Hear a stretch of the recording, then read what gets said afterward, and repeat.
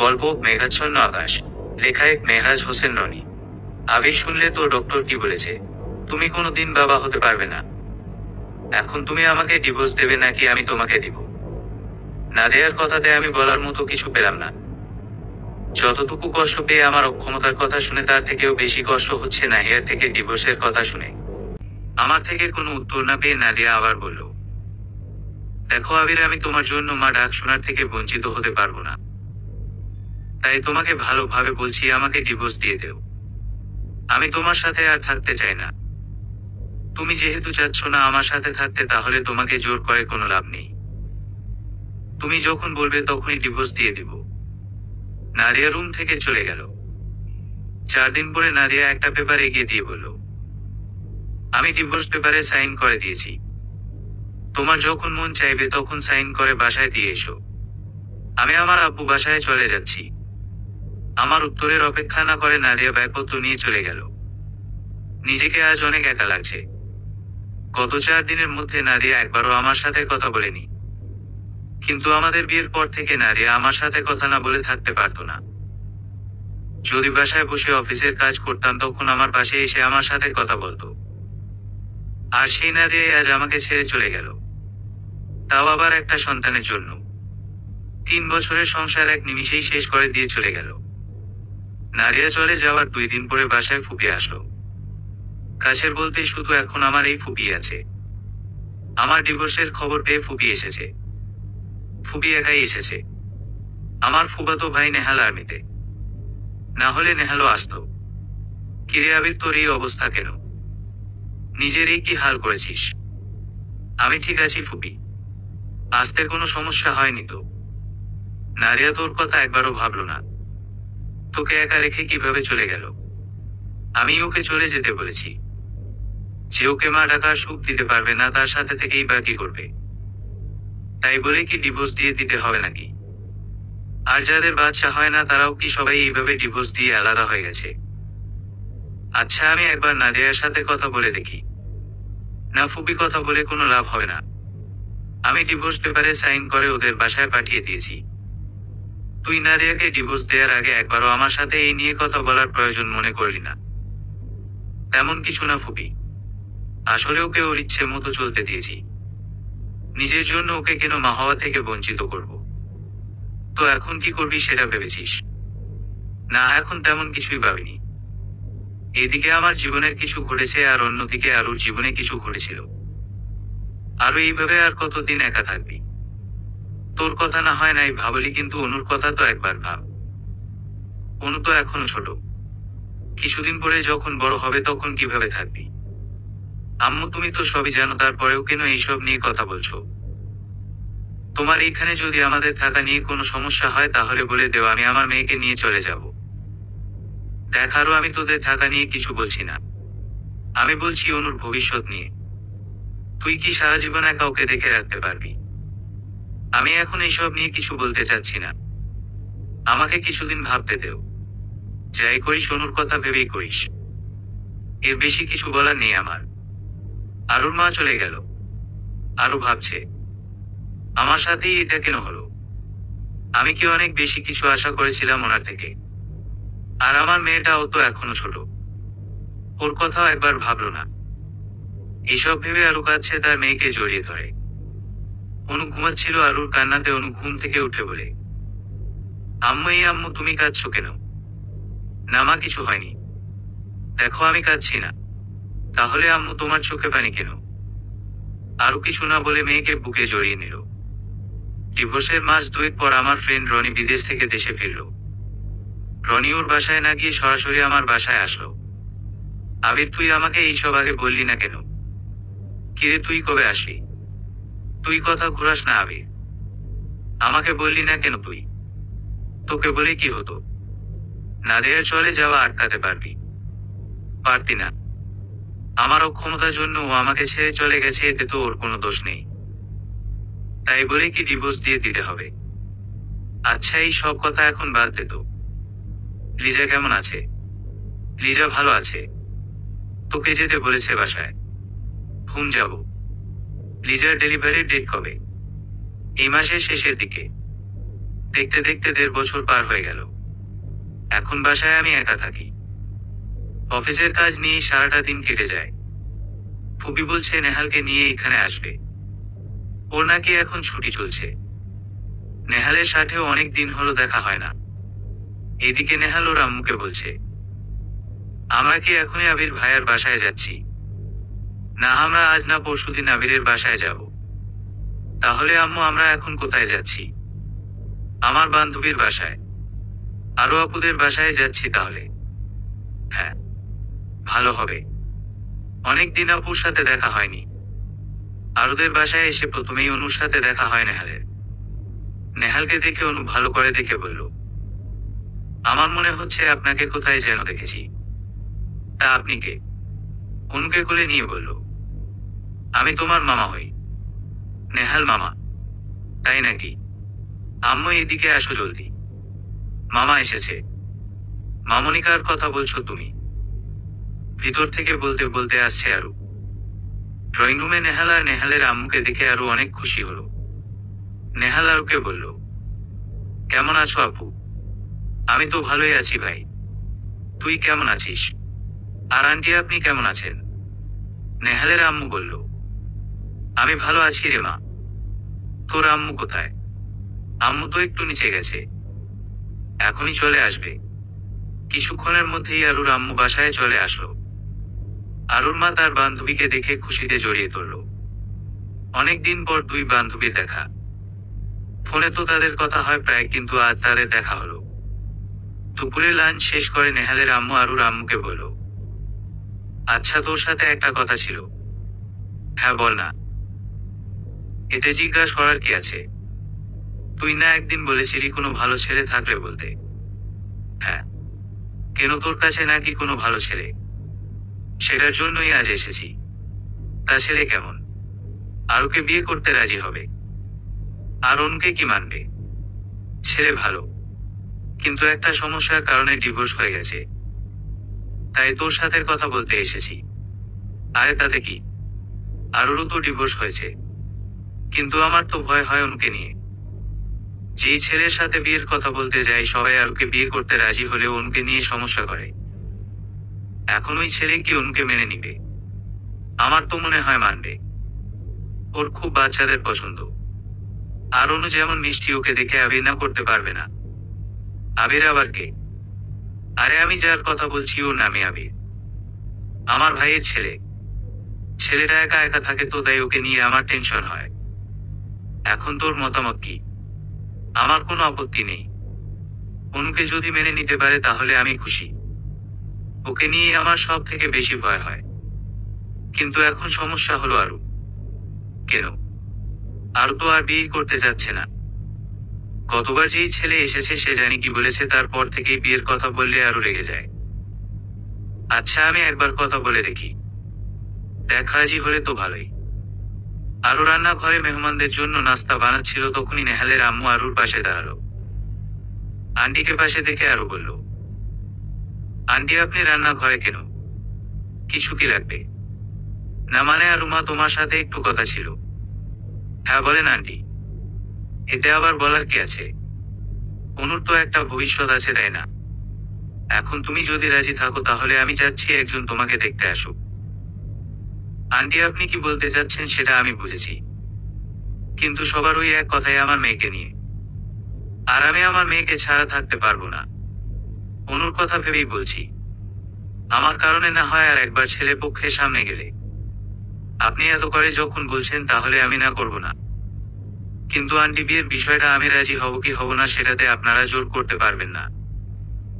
নেহালের আম্মু আরুর কথা শুনে খুশি হলেন। এক সপ্তাহ পরে আমাকে অনেক বুঝিয়ে ফুপিয়ে এখানে নিয়ে এসেছে। অনুকে কোলে নিয়ে একটা রুমে বসে আছি। আর আমার থেকে কিছুটা দূরে বসে আছে আরু। আমি আর আরু এখনো কোনো কথা বলিনি। অনুর সাথে অনেক কথা বললাম। মেয়েটা অনেক মিষ্টি। অনু আমাকে বলল, আচ্ছা তোমাকে আমি কি বলে ডাকবো?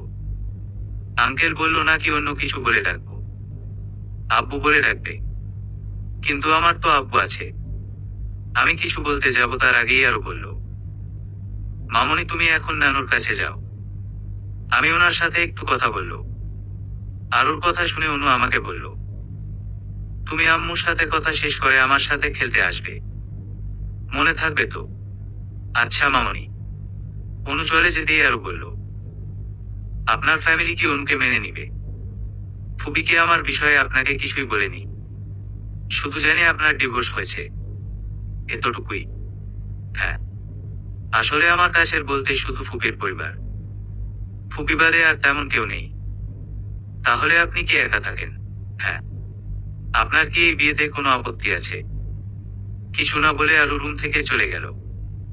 এক সপ্তাহ আগের কথা, রাতে বাসায় শুয়েছিলাম, তখনই কলিং বেলটা বেজে উঠল। দরজা খুলে দেখি ফুপি আর নেহাল দাঁড়িয়ে আছে। ফুপিকে দেখে যতটুকু খুশি হয়েছিলাম তার থেকে বেশি খুশি হয়েছিলাম নেহালকে দেখে। প্রায় 2 বছর পরে নেহালের সাথে দেখা হলো। অনেক দিন পরে একটা ভালো সময় কাটলো। পরের দিন আর অফিসে যাওয়া হলো না। নেহাল আর ফুপিকে সময় দিলাম।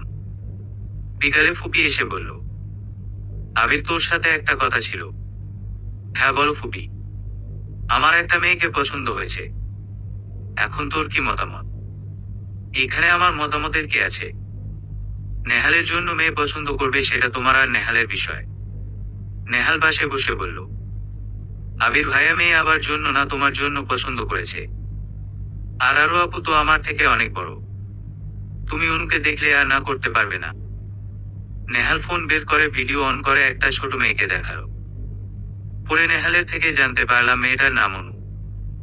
কি মনে করে মেয়ে দেখতে যেতে ফুপির কথাতে রাজি হয়ে গেলাম, হয়তো অনুর জন্য। আসলে আমার কাছে অনুকে কিছুটা অন্যরকম লেগেছে। অনুকে দেখে ওর বাবা হওয়ার ইচ্ছা করছিল, তাই হয়তো রাজি হয়েছিলাম। আর ওর সাথে আর আমার কথা হলো না। ফুপির সাথে কথা বলে জানতে পারলাম আরও নাকি এই বিষয় ভেবে তারপরে বলবে। সেই দিনের মতো আমরা চলে আসি। প্রায় 1 সপ্তাহ পরে আরও আমাকে কল দিয়ে বলে সে নাকি আমার সাথে দেখা করতে চায়। তারপরের দিন আমি আরুদের বাসায় গিয়ে দেখা করি। আমি আর আরু এখন ছাদে দাঁড়িয়ে আছি। আমি কিছু বলছি না, আরুর কথার জন্য অপেক্ষা করছিলাম। কিছুক্ষণ নীরবতা রেখে আরু বলল, আপনি কি বিয়ের পরে অনুকে সাথে রাখবে? আসলে এখানে আসার মূল কারণই হচ্ছে অনু। আমার বিয়ে করার কোনো ইচ্ছেই ছিল না, কিন্তু অনুকে দেখার পর থেকে মনে হলো ওর বাবা যদি আমি হতে পারি তাহলে জীবনে আর কিছু না থাকলেও চলবে। আপনি জানতে চাইবেন না আমার ডিভোর্স কেন হয়েছিল? না, অনুকে নিজের মেয়ে হিসেবে রাখাটাই আসল। আর তার থেকেও বড় কথা, আপনি কি রাজি এই বিয়েতে? আমার ডিসিশন আপনার ফুপিকে আগেই বলে দিয়েছি, আপনি ওনার থেকে জেনে নিন। আরো চলে গেল। আমি ফুপিকে কল দিয়ে কথা বলে জানতে পারলাম আরু নাকি আগেই বলে দিয়েছে অনুকে যদি মেনে নিতে পারি তাহলে বিয়েতে আরুর কোনো আপত্তি নেই। কথা শেষ করে আরুদের বাসায় গেলাম। অনু আমাকে দেখেই বলল, নানু বলল তুমি নাকি আমার নতুন আব্বু। হ্যাঁ মামনি।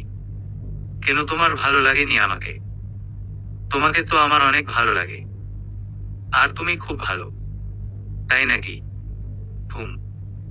এখন আসো আমার সাথে খেলবে। অনুর সাথে কিছু সময় খেলা করে চলে আসলাম। আসার আগে আরুর মার সাথে কথা বলে আসলাম যেন অনুকে দেখে রাখে। আরুর সাথে আর দেখা হয়নি। পরের দিন অফিসে বসে কাজ করছিলাম, তখন রনি আসলো। রনি সচরাচর আমার অফিসে আসে না, আজ ওর মেয়েকেও সাথে নিয়ে এসেছে। আমি রনির মেয়ে লিমাকে কোলে নিয়ে আদর করছি। রনি বলল, তুই আমাকে খুশির খবরটা আগে দিলি না কেন? কোন খুশির খবরের কথা বলছিস? তোর বিয়ের খুশির খবরের কথা বলছি। তুই যে বিয়ে করছিস সেটা আমাকে বলিসনি কেন? এখানে খুশির কি আছে? আর আমি বিয়েটা শুধু অনুর জন্যই করছি। তোর ফুপি তো বলল তোর হবু বউয়ের নাম আরু। তাহলে এই অনুটা আবার কে? আরুর মেয়ে অনু। এবার বুঝেছিস? ও আচ্ছা, এখন শুনছি এই কারণে আমার এইখানে আসা। হ্যাঁ বল, কি জন্য এসেছিস? লিজা তোকে বাসায় যেতে বলেছে আজ। তাই নাকি? তাহলে একটু অপেক্ষা কর, কাজটা শেষ করেই বেরোচ্ছি। লিমাকে রনির কাছে দিয়ে অফিসের কাজগুলো করতে লাগলাম। বিকালের মধ্যে কাজ শেষ করে লিমা আর রনির সাথে ওদের বাসায় গেলাম। আমাকে দেখে লিজা মুখে কিছুটা ভিঞ্চি কেটে ভিতরে চলে গেল। কিছুই বুঝলাম না। কিছু সময় পরে নাস্তা দিয়ে বলল, রনিও এইখানে কি করছে? এখানে তো ওর কেউ নেই, তাহলে আসো কেন? এবার বুঝলাম, আসলে অনেক দিন হয়েছে আমি এই বাসায় আসিনি, তাই লিজা কিছুটা অভিমান করেছে। আমরা আগে একসাথেই পড়াশুনো করতাম, মানে আমরা ফ্রেন্ড ছিলাম। রনি যে লিজাকে পছন্দ করতো আমি লিজাকে বলেছিলাম, তারপরে ওরা প্রেম করে, তারপর বিয়ে। আমিও কিছুটা অভিমান করে লিজা আনা নাস্তাটা না খেয়ে লিমাকে নিয়ে বসে আছি। তখন লিজা রনিকে বলল, রনি ওকে বলো নাস্তাটা খেয়ে নিতে, না হলে কিন্তু তোমার খবর আছে। আমি মনে মনে হাসি আর রনি অসহায় ভাবে বলল, ভাই তুই নাস্তাটা খেয়ে নে, না হলে রাতে কি হবে আমার সাথে সেটা তুই ভাবতে পারবি না। কিছুটা আগ্রহ নিয়ে বললাম, কেন তুই কি লিজাকে ভয় পাস নাকি? না ভাই সেটা না। তাহলে রাতে তাহলে আমাকে সোফায় ঘুমাতে হবে, তাই বলছি খাবারটা খেয়ে নে। আমরা এইখানে মজা করছি, অন্যদিকে আরু তার মেয়ের অনুর সাথে গল্প করছে। অনু ওর মাকে বলছে, আম্মু জানো নতুন আব্বু না অনেক ভালো, আমার সাথে খেলা করে, কিন্তু তুমি আমার সাথে খেলো না, তাই আমি এখন থেকে নতুন আব্বুর সাথেই খেলবো। মামনি ওনার সাথে খেলবে সেটা ঠিক আছে, কিন্তু ওনাকে বেশি বিরক্ত করো না, তাহলে তোমার সাথে পরে আর খেলবে না, বুঝেছো? আম্মু তুমি তো তাহলে কিছুই জানো না। কেন মামনি? আমি আবার কি জানি না? নতুন আব্বু বলেছে তার সাথে যত বেশি খেলা করবো সে আমাকে তত বেশি চকলেট আর আইসক্রিম এনে দিবে। গতকাল অনেক কিছু এনেছিল, কিন্তু তোমাকে বলতে মানা করেছিল তাই বলিনি। এখনো ফ্রিজে অনেক চকলেট আর আইসক্রিম আছে, আমি আবার কাল খাবো এগুলো। অনুর কথা শুনে আরো কিছুটা খুশি, তার মেয়ে এখন বাবার আদর পাবে, যেটা নিয়ে আরো অনেক টেনশন করতো, কিন্তু অনুর থেকে আবিরের এই সব শুনে এখন কিছুটা হ্যাপি। আরো এই সব ভাবছিল, তখনই ফোনে কল আসলো। অপরিচিত নাম্বার থেকে কলটা এসেছে। আরো ভেবেছিল আবির বা তার ফুপি কল দিয়েছে, কারণ আরুর পরিচিত ছাড়া তাকে কেউ কল দেয় না। আরো কলটা রিসিভ করলো, কিন্তু ফোনে বিপরীত পাশ থেকে কথা শুনে নিমিষেই হাসি মুখ খানা কালো হয়ে গেল। আরো শুধু বলল, আপনি এখানে কেন কল দিয়েছেন? আমি ওর কথা জানার জন্য কল দিয়েছি। ওর সাথে কথা বলল। আপনি কে হন ওর, যাকে ওর সাথে কথা বলতে দিতে হবে? আমি অনুর বাবা, এখন অনুকে ফোনটা দেও। বাবা? আপনি সেটার মানে বুঝেন? যদি বুঝতেন তাহলে ওর কথা একবার হলেও ভাবতেন। যে নিজের স্বার্থের জন্য মেয়েকে ছাড়তে পারে সে কারো বাবা না। আরো আগে যা হয়েছে সেসব ভুলে যাও, এখন আমরা নতুন করে সব শুরু করব। আরো কিছুটা তার ছেলের হাসি দিয়ে বলল, নতুন করে শুরু করবেন তাই না হাসান সাহেব? কিন্তু আমি আর নতুন করে কিছুই শুরু করতে চাচ্ছি না। আপনার মতো স্বার্থলোভী মানুষরা শুধু মানুষকে ঠকাতে জানে। পরের বার আমাকে আর কল দিবেন না। কলটা কেটে দিয়ে ফোনটা অফ করে রেখে দিল আরু। অনু বলল, আম্মুকে ফোন দিয়েছিল? নতুন আব্বু?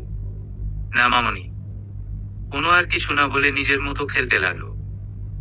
আসলে আরুকে কল দিয়েছিল প্রাক্তন স্বামী হাসান, যার কারণেই আরুর আজ এই অবস্থা। আরু চাচ্ছে না হাসানের সাথে অনু কথা বলুক, কারণটা হচ্ছে আরুর ভয় হয় অনুকে নিয়ে। হাসানের কারণে অনুর জীবনটা নষ্ট হতে পারে। আরো এখন যতটুকু পারে হাসানকে এড়িয়ে চলে। পরের দিন বিকালে অনুর সাথে কথা বলার জন্য আরুর নাম্বারে কল দিলাম, কিন্তু নাম্বার বন্ধ বলছে। পরে ফুবির থেকে আরুর মার নাম্বার নিয়ে ওনাকে কল দিলাম। আসসালামু আলাইকুম আন্টি, আমি আবির বলছি। ওয়ালাইকুম আসসালাম। হ্যাঁ আবির বলো। আন্টি অনুকে একটু দিবেন, ওর সাথে কথা বলবো। তুমি একটু অপেক্ষা করো, দিচ্ছি। আরুর মা গিয়ে অনুকে ফোনটা দিয়ে বলল, অনু তোমার নতুন আব্বু কল দিয়েছে, নেও কথা বলো। অনুকে ফোনটা দিয়ে উনি চলে গেলেন। অনু বলল, নতুন আব্বু তুমি কি আজ আসবে না? না মামনি, কিছুদিন পরে আসবো। তাহলে আসার সময় আমার জন্য চকলেট আর আইসক্রিম নিয়ে এসো। আচ্ছা মামনি। তুমি এখন কি করছো? আমি আমি তো এখন খেলছি। তোমার আম্মু কি তোমার সাথে? না, আম্মু তো পাশের রুমে। আচ্ছা তোমার আম্মুকে গিয়ে একটু বলো আমি কথা বললো তার সাথে। আচ্ছা। অনু ফোনটা নিয়ে আরুর কাছে দিয়ে বলল, নতুন আব্বু বলেছে তোমার সাথে কথা বলবে। আরু বলল, হ্যাঁ বলুন। আপনার ফোন বন্ধ কেন? বাসায় কি কিছু হয়েছে নাকি? আবিরের কথা শুনে আরও নিজের ফোন চেক করে দেখে ফোন অফ করা। গতকাল রাতে হাসানের সাথে কথা বলার পরে ফোন অফ করেছিল পরে আর ফোনটা অন করতে ভুলে গেছে। আমাকে বলল, আসলে ফোনে চার্জ ছিল না মনে হয়, তাই হয়তো বন্ধ হয়ে গেছে। অনুর সাথে কথা বলার জন্য কল দিয়েছিলাম আপনাকে, কিন্তু ফোন বন্ধ পেয়ে আপনার আম্মুকে কল দিয়েছি। আপনার সাথে একটা কথা ছিল। হ্যাঁ বলেন। আমি চাচ্ছিলাম বিয়েটা ঘরোয়া ভাবে খুব সাধারণ হোক, বেশি জাঁকজমক ভাবে যেন না হয়। অনুর সামনে থাকবে তো তাই বলছিলাম কথাটা। আপনি মনে হয় এই বিষয় নিয়ে এখনো কারোর সাথে কথা বলেননি তাই না? হ্যাঁ, কিন্তু আপনি বুঝলেন কিভাবে? আপনি বিয়ের বিষয়ে যা যা বললেন এখন সেটা আপনার আম্মুকে আগেই আমি বলে দিয়েছি। আপনার এই বিষয়ে যতটুকু চিন্তা তার থেকে অনেক বেশি চিন্তা আমার। যদি পরে অনু এইসব নিয়ে মন খারাপ করে সেটা আমাকে ভাবায়। আমার কাছে এখন অনুর প্রায়োরিটি সব থেকে বেশি। আমার কথা শুনে আরো কিছু বলছে না। আরো থেকে কোনো উত্তর না পেয়ে আবার বললাম, হ্যালো, আপনি কে আছেন? হ্যাঁ। আর কিছু কি বলবেন? না। কষ্ট করে শুধু ফোনটা অন রাখেন। এখন রাখছি। আরো ফোনটা রেখে মনে মনে বলছে, আসলেই কি উনি আমার মেয়ের জন্য ভাবে নাকি সব লোক দেখানো, নাকি এর পিছনে অন্য কোনো কারণ আছে? কিন্তু নেহালের আম্মু তো আমার আর আমার মেয়ের কোনো দিন ক্ষতি চাইবেন না। না, কিছুই বুঝতে পারছি না। আল্লাহ তাআলার কাছে শুধু একটাই চাওয়া, আমার মেয়ে যেন সবসময় ভালো থাকে। ফুবি আর আরুর মা বিয়ের তারিখ ঠিক করে চলতি মাসের শেষ শুক্রবারে। বিয়ের বাকি আছে মাত্র আর 4 দিন। যেহেতু বিয়েটা ঘরোয়া ভাবেই হবে তাই আমার এখান থেকে আমার সাথে রনি আর লিজা যাবে। ফুপিকে বলে দিয়েছি যে উনি যেন এখানে না এসে সরাসরি আরুদের বাসায় যায়। আজ শুক্রবার, তাই সকালেই রনি, লিজা আর ওদের মেয়েকে নিয়ে আমার বাসায় এসে হাজির। লিজার হাতে দেখলাম একটা শপিং ব্যাগ। আমার দিকে এগিয়ে দিয়ে বলল, আবির, এটা পরে রেডি হয়ে নে, তাড়াতাড়ি করিস, না হলে ওইখানে যেতে লেট হয়ে যাবে। লিজাকে কিছু বললাম না, বলে লাভও হতো না। আমিও কিছুটা ভয় পাই ওকে। কখন যে মায়ের দেয় কথা না শুনলে ঠিক নেই। লিজার থেকে ব্যাগটা নিয়ে ওয়াশরুমে চলে গেলাম। আমাকে চলে যেতে দেখে রনি বলল, এই ব্যাগটা যদি এখন আমি এনে দিতাম তাহলে ব্যাগটা তো নিতই না, উল্টো কিছু কথা শুনিয়ে দিত। বলতো আমি কেন এটা এনেছি, ওকে এইটার বিষয়ে আগে কেন বলিনি। তাই তো আমি দিলাম। দেখলে কেমন ভালো ছেলের মতো নিয়ে নিল। রনি মিনমিন করে বলল, তোমাকে ভয় পায় বলে কিছু বলতে পারে না, তা না হলে তোমার যে কি হতো সেটা আল্লাহ ভালো জানে। কিছু কি বলছো?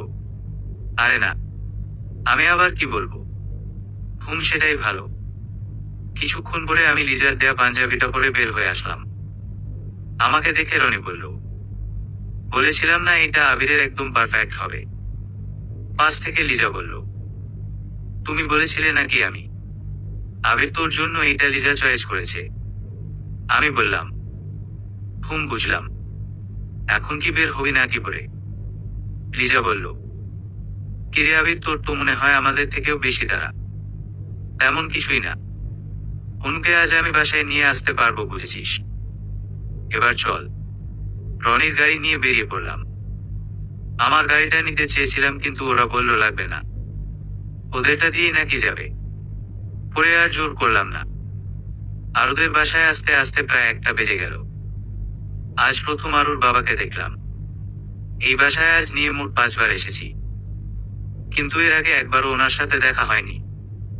ওনার সাথে কথা বলে বুঝলাম উনি চুপচাপ স্বভাবের মানুষ। ফুবি আর নেহাল নাকি অনেক আগেই এসেছে। বিয়ের কাজ সম্পন্ন করে অনুকে নিয়ে বসে আছি। পাশে রনি আর নেহাল ছিল।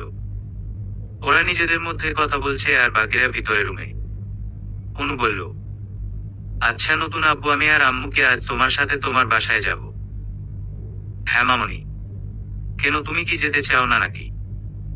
ওই বাসাতে খেলা করার জায়গা আছে। আছে তো। নতুন আব্বু, আমি কি আমার খেলনাগুলোর সাথে নিয়ে যেতে পারবো? কেন মামনি? খেলনা না নিয়ে গেলে খেলবো কিভাবে? তোমার জন্য তো আমি খেলনা কিনে রেখেছি। সত্যি? হ্যাঁ। আচ্ছা মামনি, এখন থেকে আমাকে আর নতুন আব্বু বলে ডাকবে না, ঠিক আছে? তাহলে কি বলে ডাকবো? শুধু আব্বু? আচ্ছা। বিকালের দিকে আরু আর অনুকে নিয়ে আমরা বেরিয়ে পড়লাম। ফুপিকেও নিয়ে যেতে চেয়েছিলাম, কিন্তু ফুপি বলল সে নাকি কিছুদিন পরে যাবে।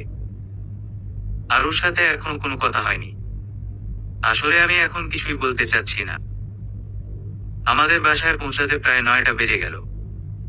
লিজা আরুকে নিয়ে বাসাটা ঘুরিয়ে দেখাচ্ছে। আমি আর অনু রনির সাথে ড্রয়িং রুমে বসে আছি।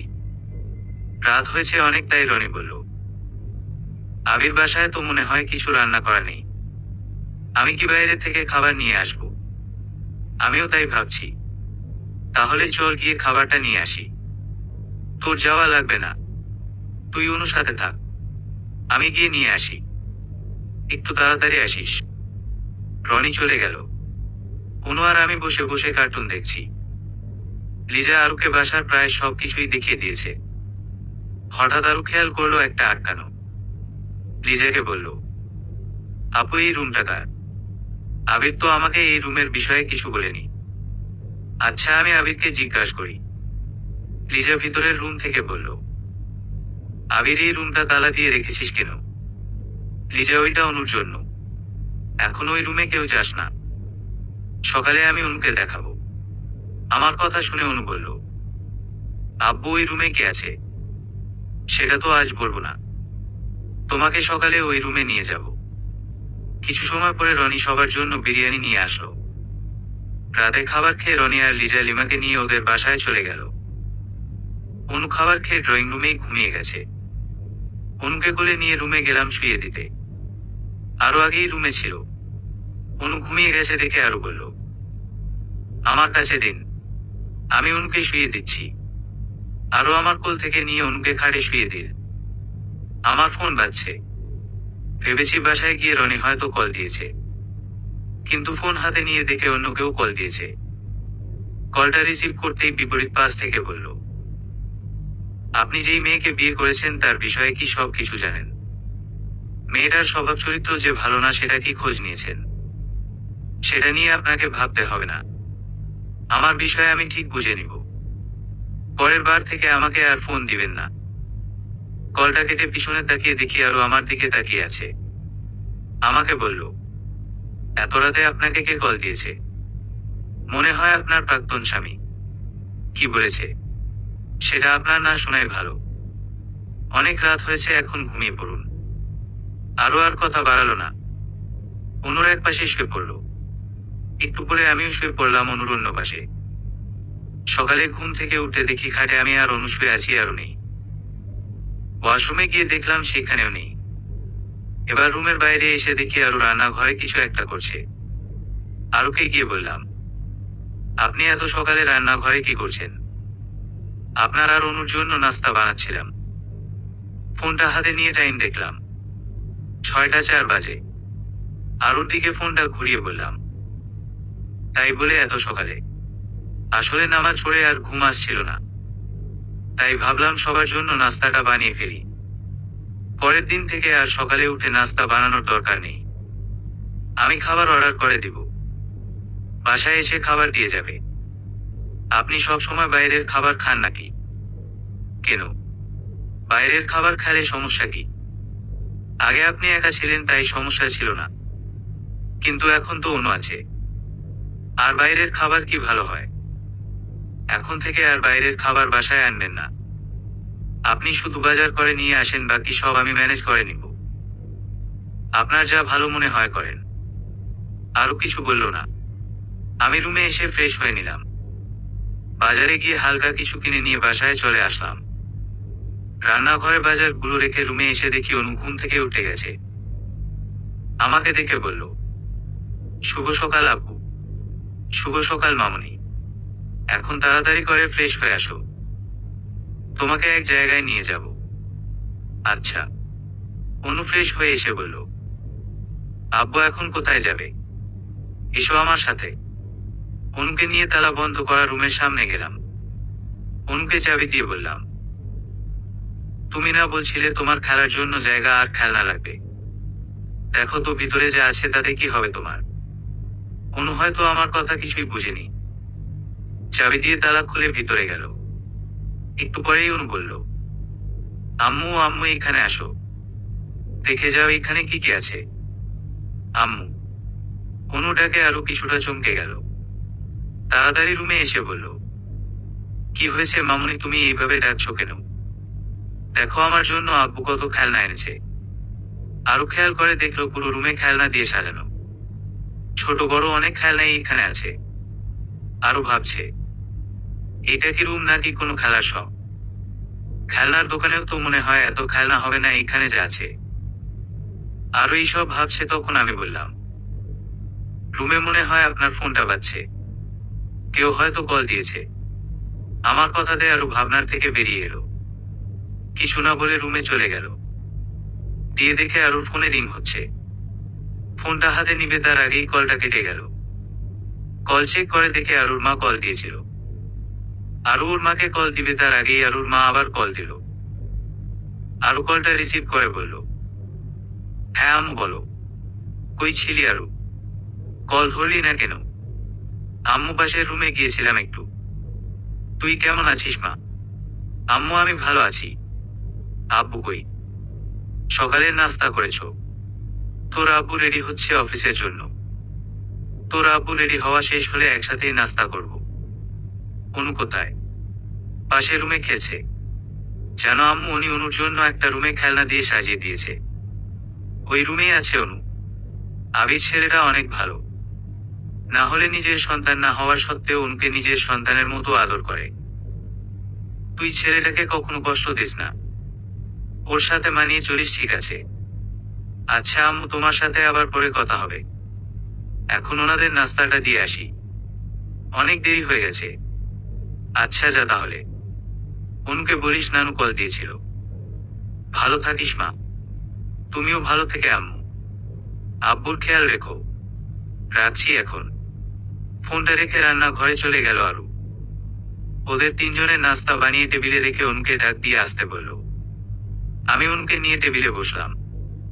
আরো অনুকে খাইয়ে দিতে যাবে তখন আমি বললাম, আজ আমি অনুকে খাইয়ে দেই। অনুর নাস্তাটা আমার কাছে দিন। আরো আমার কাছে অনুর নাস্তাটা দিয়ে দিল। আমি নিজ হাতে অনুকে খাইয়ে দিচ্ছি।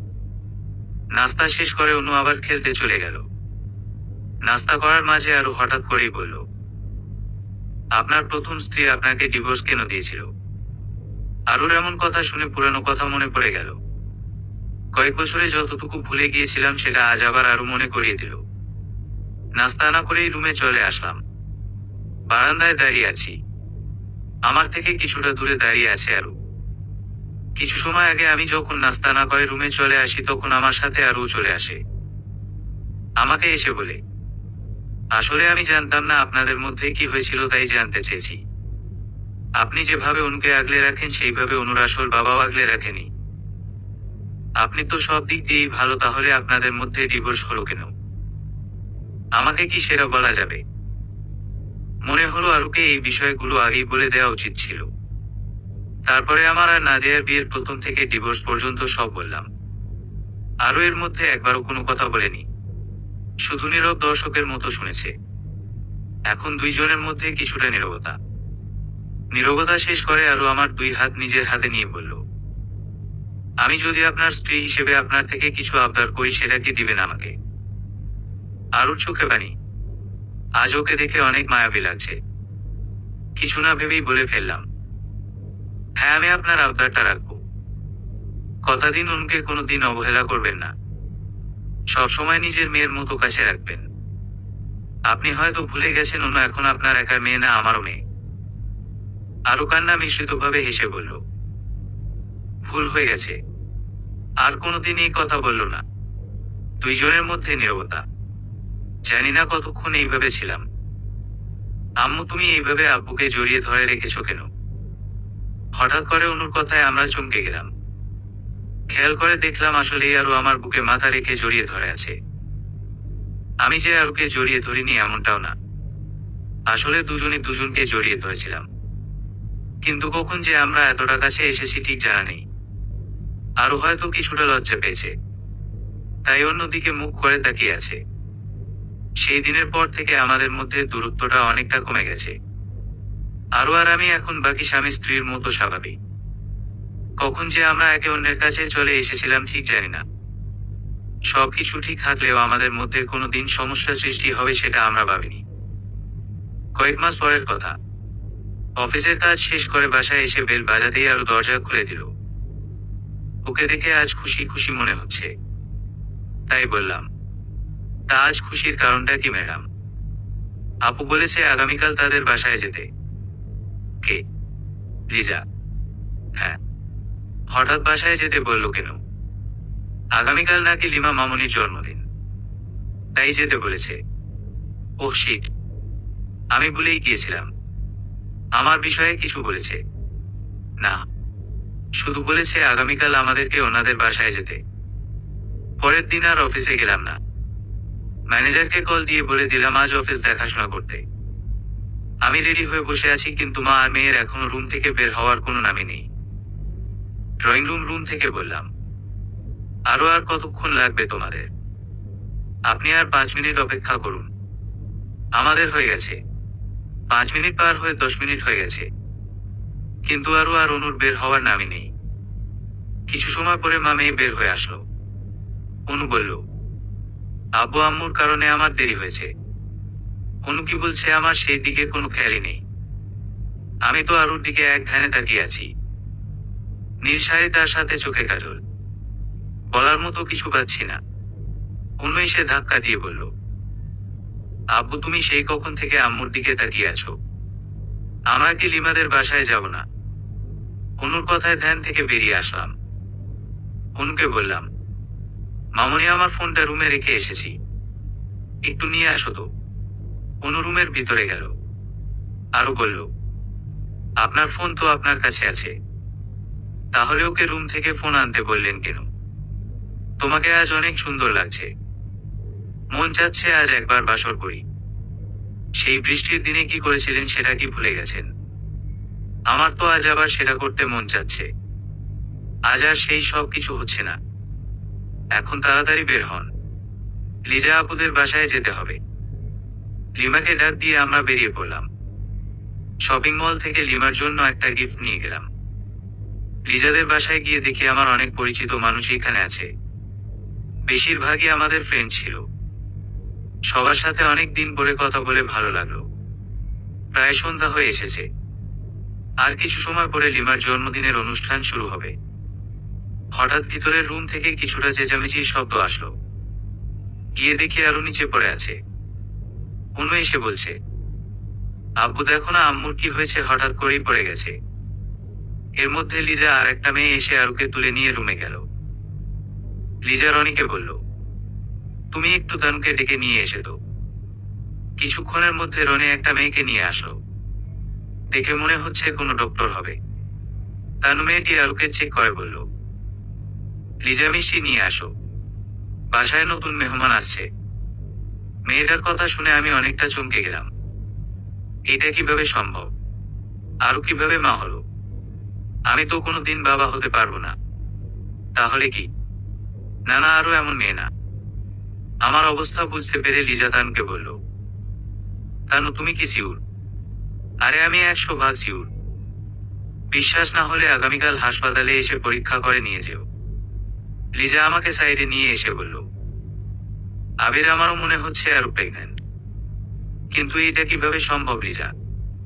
তোরা তো সবটা জানিস আমার সমস্যার কথা, তাহলে আরো কিভাবে? তুই যেটা বলতে চাচ্ছিস সেটা মুখেও আনিস না। আগামীকাল আগে আরুর চেক আপটা করা, তার সাথে তোর চেক আপও করাস। কারো বিষয়ে কিছু না জেনে বলা ঠিক না। আর আরো যথেষ্ট ভালো মেয়ে, ওর উপর আমার বিশ্বাস আছে। তাই এখন এই নিয়ে উল্টাপাল্টা কিছু ভাবিস না। কিছু বললাম না। আসলে লিজার কথাটা একদম যুক্তিসঙ্গত ছিল। আমার কাছেও মনে হয় না আরু ওই রকম মেয়ে। কিছু সময় পরে আরু জ্ঞান ফিরল। অনু এসে বলল, আব্বু আম্মু উঠে গেছে, তোমাকে ডাকছে ভিতরে। লিজার রুমে আরুর সাথে কিছু মেয়ে ছিল। আমাকে আসতে দেখে 3-4 জন বাদে বাকিরা রুম থেকে চলে গেল। আমি আরুর পাশে বসতেই ও বলল, আমার কি হয়েছে? লিজাকে ইশারাতে বললাম ওর বান্ধবীদের নিয়ে রুম থেকে চলে যেতে। সবাই চলে যাওয়ার পরে বললাম, তোমার কি কিছু মনে নেই? আমি তো আপুর বান্ধবীদের সাথে কথা বলছিলাম, তারপর হঠাৎ মাথাটা ঘুরতে শুরু করলো, তারপরে আর কিছু মনে নেই। একটু আরে ডক্টর তোমাকে দেখে গেছে, বলেছে তুমি নাকি অনেক বেশি টেনশন করো, তার জন্যই নাকি মাথা ঘুরে পড়ে গেছো। আগামীকালকে চেক আপ করার জন্য হাসপাতালে যেতে বলেছে। সত্যি করে বলেন তো আমার কি হয়েছে? আরে তেমন কিছু না, আগামীকাল হাসপাতালে গিয়ে চেক আপ করিয়ে নেই, তারপর দেখি ডক্টর কি বলে। এখন এই সব নিয়ে আর কিছু ভেবো না। আরো কিছু বললো না, হয়তো আমার কথাটা বিশ্বাস করে নিয়েছে। আমরা আর রুমের বাইরে গেলাম না। লিজাকে বলে দিলাম আমাদের ছাড়াই যেন ওরা অনুষ্ঠানটা করে। লিজাও আর জোর করলো না। অনুষ্ঠানে যারা এসেছিল তাদের মধ্যে বেশিরভাগ মানুষই আমাকে চিনে, আমার সমস্যা কথাটাও জানে। কিন্তু যখন আরো প্রেগন্যান্টের কথা শুনে তখন অনেকেই নিজেদের মধ্যে কানাকানি করছে এটা নিয়ে। অনেকেই আরোকে নিয়ে খারাপ মন্তব্য করছে। সেটা আমার ওখানে এসেছিল, কিন্তু কেউ সরাসরি বলেনি কিছু, আড়ালেই বলেছে। আমি এখন এই সব নিয়ে কিছু ভাবতে চাচ্ছিলাম না। আগামীকাল কি হবে সেটাই আমাকে বেশি ভাবাচ্ছে। অন্যদিকে নাদিয়া তার মাকে বলেছে তার ছোট বোনকে ডেকে দিতে। নাদিয়ার মা তার ছোট মেয়ের রুমে গিয়ে বলল, নাফিজা তোকে নাদিয়া ওর রুমে যেতে বলেছে। ঘুম যাচ্ছি আম্মু। নাফিজা নাদিয়ার রুমে গিয়ে বলল, আপু তুমি নাকি আমাকে ডেকেছিলে? হ্যাঁ, আগামীকাল সকালে আমার সাথে হাসপাতাল যাস তো, একটু চেক আপ করাতে যেতে হবে। আচ্ছা আপু। নাফিজা চলে গেল। নাদিয়ার বিয়ের প্রায় 2 বছরের মতো হয়ে গেছে, কিন্তু এখনো কোনো বেবি হচ্ছে না, যার কারণে সোহেলের, নাদিয়ার স্বামীর সাথে মাঝে মধ্যেই এই নিয়ে ঝগড়া হয়। সোহেল এখন অফিসের কাজে দেশের বাহিরে আছে, তাই নাদিয়া তার ফ্যামিলির সাথে কিছুদিনের জন্য থাকছে। আজ হঠাৎ কি মনে করে চিন্তা করলো আগামীকাল ডক্টরের কাছে গিয়ে চেক আপ করাবে। পরের দিন সকালে নাফিজাকে নিয়ে নাদিয়া হাসপাতাল গেল। গাইনি ডক্টরের রুমের পাশে নাফিজা অপেক্ষা করছে। যেহেতু নাদিয়া আগেই ডক্টরের দেয়া পরীক্ষাগুলো করিয়ে নিয়েছিল, তাই এখন শুধু সেটা দেখাতে এসেছে। ডক্টর নাদিয়া আর তার স্বামীর সব রিপোর্ট দেখে বলল, আপনাদের তো সবকিছুই ঠিক মনে হচ্ছে, তাহলে বেবি না হওয়ার কারণ কি? আমার মনে হচ্ছে সমস্যাটা আপনার মধ্যে। আমার মধ্যে? কথাটা ঠিক বুঝলাম না। আচ্ছা আপনি কি আগে জন্ম নিয়ন্ত্রণ পিল নিতেন? এ মানে? অনেক আগে নেওয়া হয়েছিল, কিন্তু এখন আর এইগুলো নেওয়া হয় না। আমি যেটা ধারণা করেছিলাম সেটাই ঠিক। আমি আরুকে নিয়ে তানু ডক্টরের কাছে যাচ্ছিলাম, তখন নাফিজা আমাকে দেখে বলল, আবির ভাইয়া। খেয়াল করে দেখলাম নাফিজা, নাদিয়ার ছোট বোন। না চাইতে ওর কাছে গিয়ে বললাম, কেমন আছো নাফিজা? ভালো। আপনি কেমন আছেন? আর আপনার সাথে উনি কে? আমিও ভালো আছি। ও হচ্ছে আমার স্ত্রী আরু। আমার কথা শুনে নাফিজা কেমন করে জানি আমাদের দিকে তাকালো। আমি কিছু না বলে তানু ডক্টরের রুমে গেলাম। আমাকে রেখে ডক্টর আরুকে রুমের পিছনের দরজা দিয়ে অন্য রুমে নিয়ে গেলেন। প্রায় অনেক সময় পার হয়ে গেল, কিন্তু তারা বের হচ্ছে না। একটু পর আরু আসলো। আমাকে এসে বলল, আপনি আমাকে বলেননি কেন এটার পেটে হাত দিয়ে বলল জন্য এইখানে নিয়ে এসেছেন? কেন? কি হয়েছে? তাহলে আমি আপনাকে বলে দিতে পারতাম। মানে ঠিক বুঝলাম না। আমি গতকাল সকালেই কিট নিয়ে চেক করেছিলাম, পজিটিভ এসেছিল। আমাকে বলনি কেন তাহলে? আমি ভেবেছিলাম আপুদের বাসা থেকে ফিরে রাতে আপনাকে বলল, কিন্তু পরে যখন ওইখানে মাথা ঘুরে পড়ে গেলাম তখন কিছুটা ভয় পেয়ে গিয়েছিলাম। পরে আপনি আবার বললেন হাসপাতাল নিয়ে আসবেন, তাই কিছুটা ভয় হচ্ছিল। যদি আগেই বলতেন এই জন্য আনতে চেয়েছেন তাহলে আমি আপনাকে বলে দিতাম। নাদিয়া বিষণ্ণতা মন নিয়ে ডক্টরের রুম থেকে বের হলো। নাফিজাকে নিয়ে বাসায় জন্য ট্যাক্সি ঠিক করলো। নাদিয়ার মন আজ খুব খারাপ, তাই চুপ করে বসে আছে। কি মনে করে নাফিজা বলল, জানো আপু আজ কার সাথে আমার দেখা হয়েছে? কার সাথে? আবির ভাইয়ার সাথে। আবিরের কথা শুনে নাদিয়া কিছুটা চমকে গেল। এত বছর পর আবিরের কথা নাদিয়া আশা করেনি। নাফিজা আবার বলল, জানো আপু আবির ভাইয়ার সাথে একটা মেয়েও ছিল। ভাইয়াকে তার কথা জিজ্ঞাসা করাতে ভাইয়া বলল ওটা নাকি ভাইয়ার স্ত্রী। দেখছো আপু তোমাকে ছেড়ে ভাইয়া ঠিকই ভালো আছে। আসলে ভাইয়াকে যতটা ভালো ভেবেছিলাম ভাইয়া তেমন ভালো ছিল না। নাদিয়া কিছু বলছে না। নাফিজাকে ধরে কান্না করছে। নাদিয়া আজ খুব কান্না করছে, যেটা হয়তো কোনোদিন করেনি। নাফিজা ভাবছে আবিরের বিয়ের কথা শুনে নাদিয়া কান্না করছে, কিন্তু নাদিয়া কান্না করছে নিজের সুখে সংসার ভেঙে নিজে অসহায় হয়ে পড়েছে। আরুকে ডক্টরের রুমের বাইরে বসিয়ে আমি চেক আপের জন্য ভিতরে গেলাম।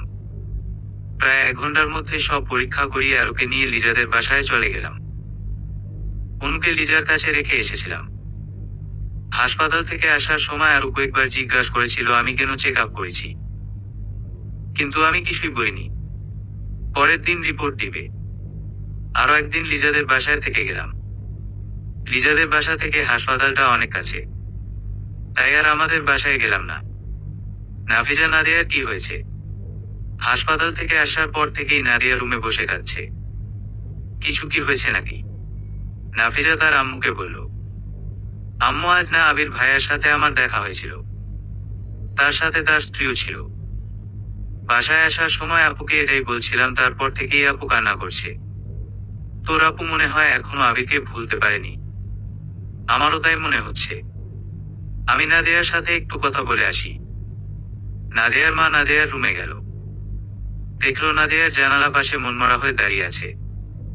মেয়ের পাশে গিয়ে বলল, যা হয়ে গেছে সেটাতে তোর তো কোনো দোষ নেই। আবির তো তোকে নিজেই ছেড়েছিল। ওর কথা ভেবে আর মন খারাপ করিস না মা। মাকে জড়িয়ে কান্না করতে করতে বলল, আম্মু আবিরের কোনো দোষ ছিল না, সব দোষ আমার ছিল। তখন আবিরের সাথে অমন করা ঠিক হয়নি আমার। নাদিয়ার আম্মু নাদিয়ার কথা ঠিক কিছুই বুঝলো না। পরের দিন আমি রিপোর্ট আনতে চলে গেলাম। বাসায় এসে দেখলাম আরু রুমে একা বসে আছে। আমি গিয়ে আরুর সামনে বসে পড়লাম। আমাকে হঠাৎ এইভাবে নিচে বসতে দেখে কিছুটা চমকে গেল। আরুর হাঁটুতে মাথায় রেখে কান্না করছি।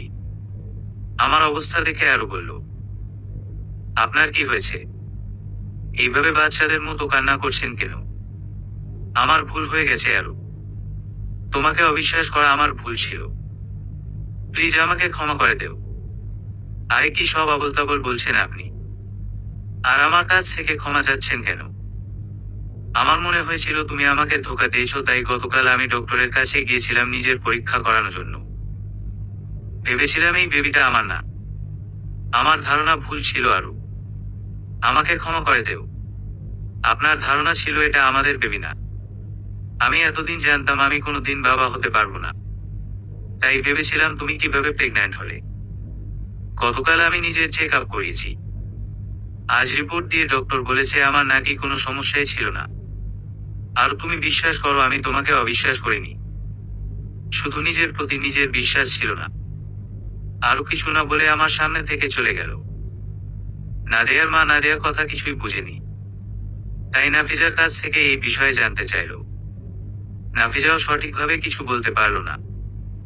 বিকালে নাদিয়ার মা আর নাদিয়ার ছোট বোন নাফিজা নাদিয়ার রুমে এসে আবিরের বিষয়ে জানতে চাইল। নাদিয়া প্রথমে কথাটা বলতে যাচ্ছিল না, পরে মা আর ছোট বোনের জোড়াজড়িতে সব সত্যি কথা বলে দেয়। সব কথা শুনে নাদিয়ার মা নাদিয়ার গালে জোরে একটা থাপ্পড় দিয়ে বলে, ছি নাদিয়া, তুই এত নিচে নেমেছিস। নিজের স্বার্থের জন্য তুই আবিরের নামে আমাদের কাছে মিথ্যা বলেছিস। কি দোষ করেছিল আবির যার জন্য ওর সাথে এমন করেছিস?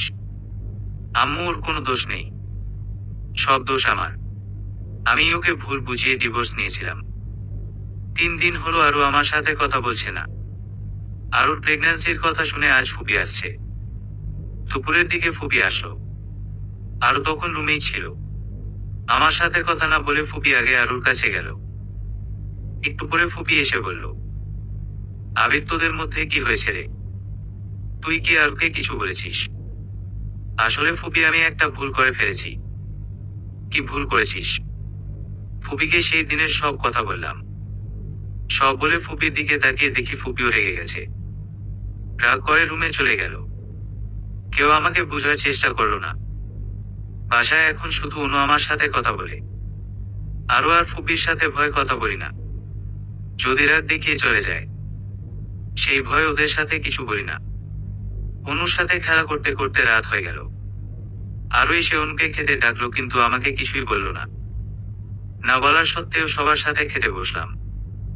খাবার খাচ্ছিলাম তখন ফুপি বলল, আরুমা তুই আমার সাথে আমার বাসায় চল, এখানে তোর থাকা লাগবে না, যে তোকে বিশ্বাস করে না তার সাথে না থাকাই ভালো। ফুপির কথা শুনে চুপ করে খাওয়া বাদ দিয়ে বসে আছি আরুর উত্তরের জন্য। দেখতে যাচ্ছিলাম আরু কি বলে। রাতে অফিসের কাজ শেষ করে নাদিয়ার বাবা বাসায় আসে। বাসায় এসে কিছু থমথমে পরিবেশ দেখে নাদিয়ার মার কাছে বিষয়টা জানতে চাইলে উনি নাদিয়ার থেকে যা যা শুনেছিল সেগুলো বলে। নাদিয়া বাবা কথাগুলো শুনে অনেকটা শক হন। নাদিয়ার বাবা তৎক্ষণাৎ বড় মেয়ের রুমে যায়। নাদিয়াকে বলে, তুই এমন কেন করেছিস নাদিয়া? আবির তো অনেক ভালো ছেলে ছিল, তাহলে ওর সাথে এমন কেন করলি? নাদিয়া কিছু বলছে না। ওর আব্বুকে এত রাতে আগে কখনোই দেখেনি। নাদিয়ার আব্বু আজ অনেক রেগে আছে। মেয়ের এত অবনতি হবে সে কখনোই ভাবেনি। নাদিয়াকে চুপ থাকতে দেখে আবার বলল, কি হলো, চুপ করে আছিস কেন? বল, এমন কেন করেছিস? তারপরে নাদিয়া যা বলে সেটা হয়তো ওর পরিবার ওর থেকে কোনোদিন আশা করেনি। নাদিয়ার মা বাবা অনেক কষ্ট পায় কথাগুলো শুনে। নাদিয়ার আব্বু ঠিক করে আবিরের সাথে দেখা করবে। রাতে রুমে ঘুমাতে গেলাম। আজ অন্য রুমে ঘুমালে ফুপি বিষয়টা খারাপ ভাবে নিতে পারে। খাটে অনু আর আমি শুয়ে আছি। আরো এখনো ওয়াশরুম থেকে বের হয়নি। একটু পরে বের হয়ে এসে খাটে শুয়ে পড়ল। কিছুই বলল না। আমাকে কি দেখে নাই নাকি? নাকি দেখেও না দেখার ভান করছে। অনু বলল, আম্মু তুমি আব্বুর সাথে কথা বলো না কেন? তোমার আব্বু অন্যায় করেছে তাই। এবার আমাকে বলল, আব্বু তুমি কি আম্মুকে ভয় পাও? আরুকে সহজ প্রশ্ন করলো আর আমাকে এত ভয়ানক প্রশ্ন করার মানেটা ঠিক বুঝলাম না। হাসান পালিয়ে বেড়াচ্ছে পুলিশের থেকে। ড্রাগসের ব্যবসা করে হাসানের দিন ভালোই চলছিল, কিন্তু হাসানের ড্রাগস নিয়ে দুজন মারা যায়, যার কারণে পুলিশ 3 মাস ধরে হাসানকে খুঁজছে। পুলিশের কাছে অর্ডার আছে যে হাসানকে পেলে অ্যারেস্ট করতে, না হলে গুলি করার অর্ডার দেয়া আছে। আজ হাসানের পাশে কেউ নেই। ওর সাথে যারা কাজ করেছিল তারা কেউ আজ ওকে সাহায্য করছে না। আর যেই মেয়ের জন্য এত কিছু করেছিল, কিছুদিন পরে সেই মেয়ের বিয়ে। হাসান তার প্রেমিকা নেহাকে কল দেয়।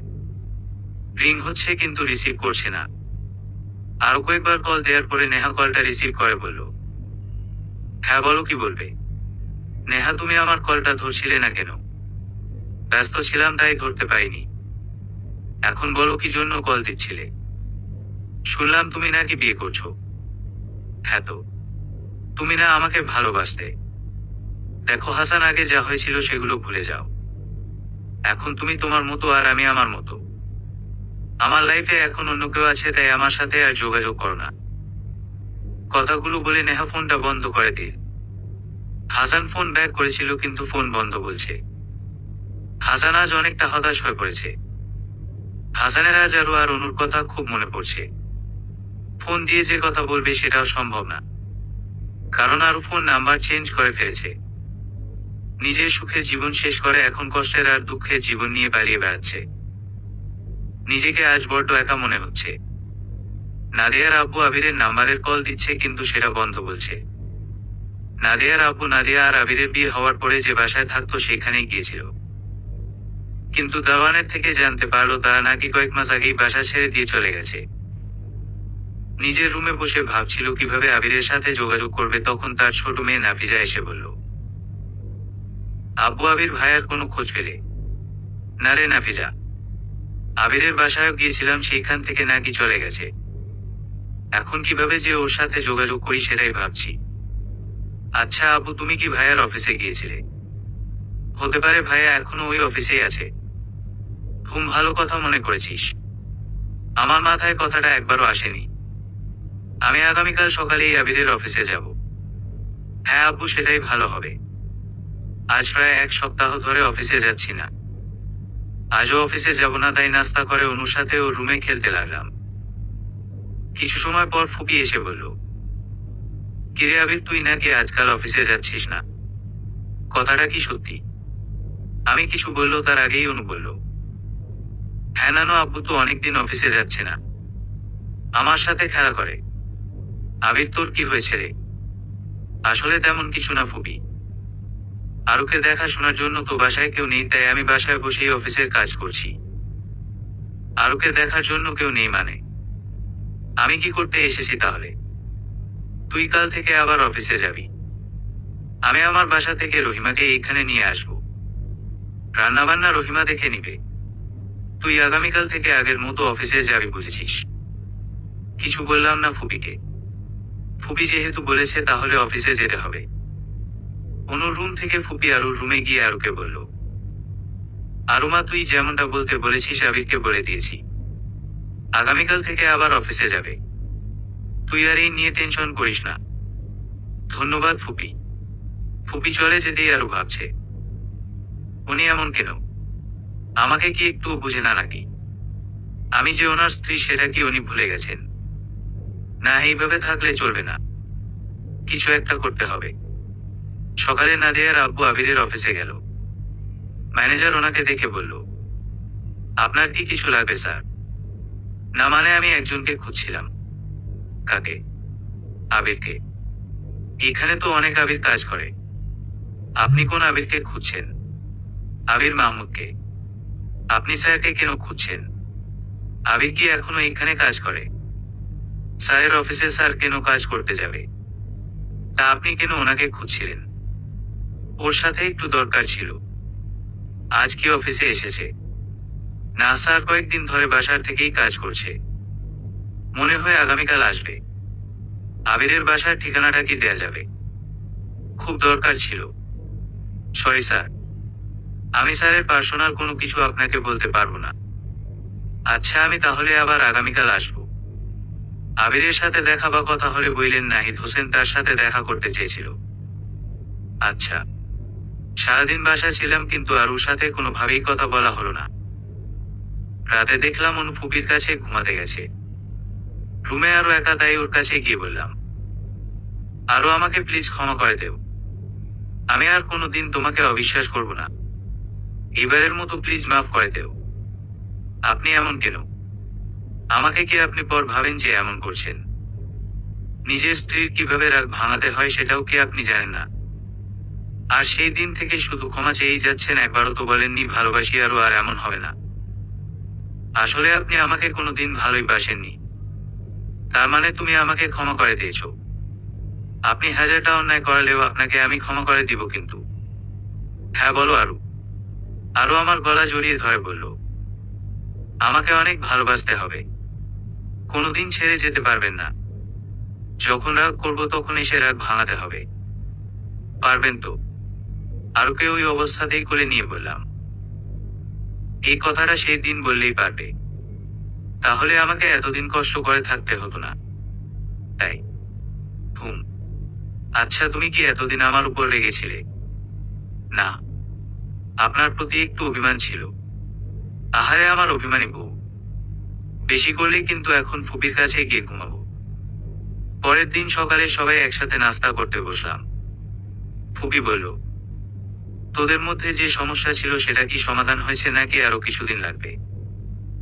আরো বলল, ফুপি, আমাদের মধ্যে তো কোনো সমস্যা হয়নি, তাহলে আপনি কোন সমস্যার কথা বলছেন? আরুর কথা শুনে আমি হাসছি। ফুপি একবার আমার দিকে তাকাচ্ছে, একবার আরুর দিকে।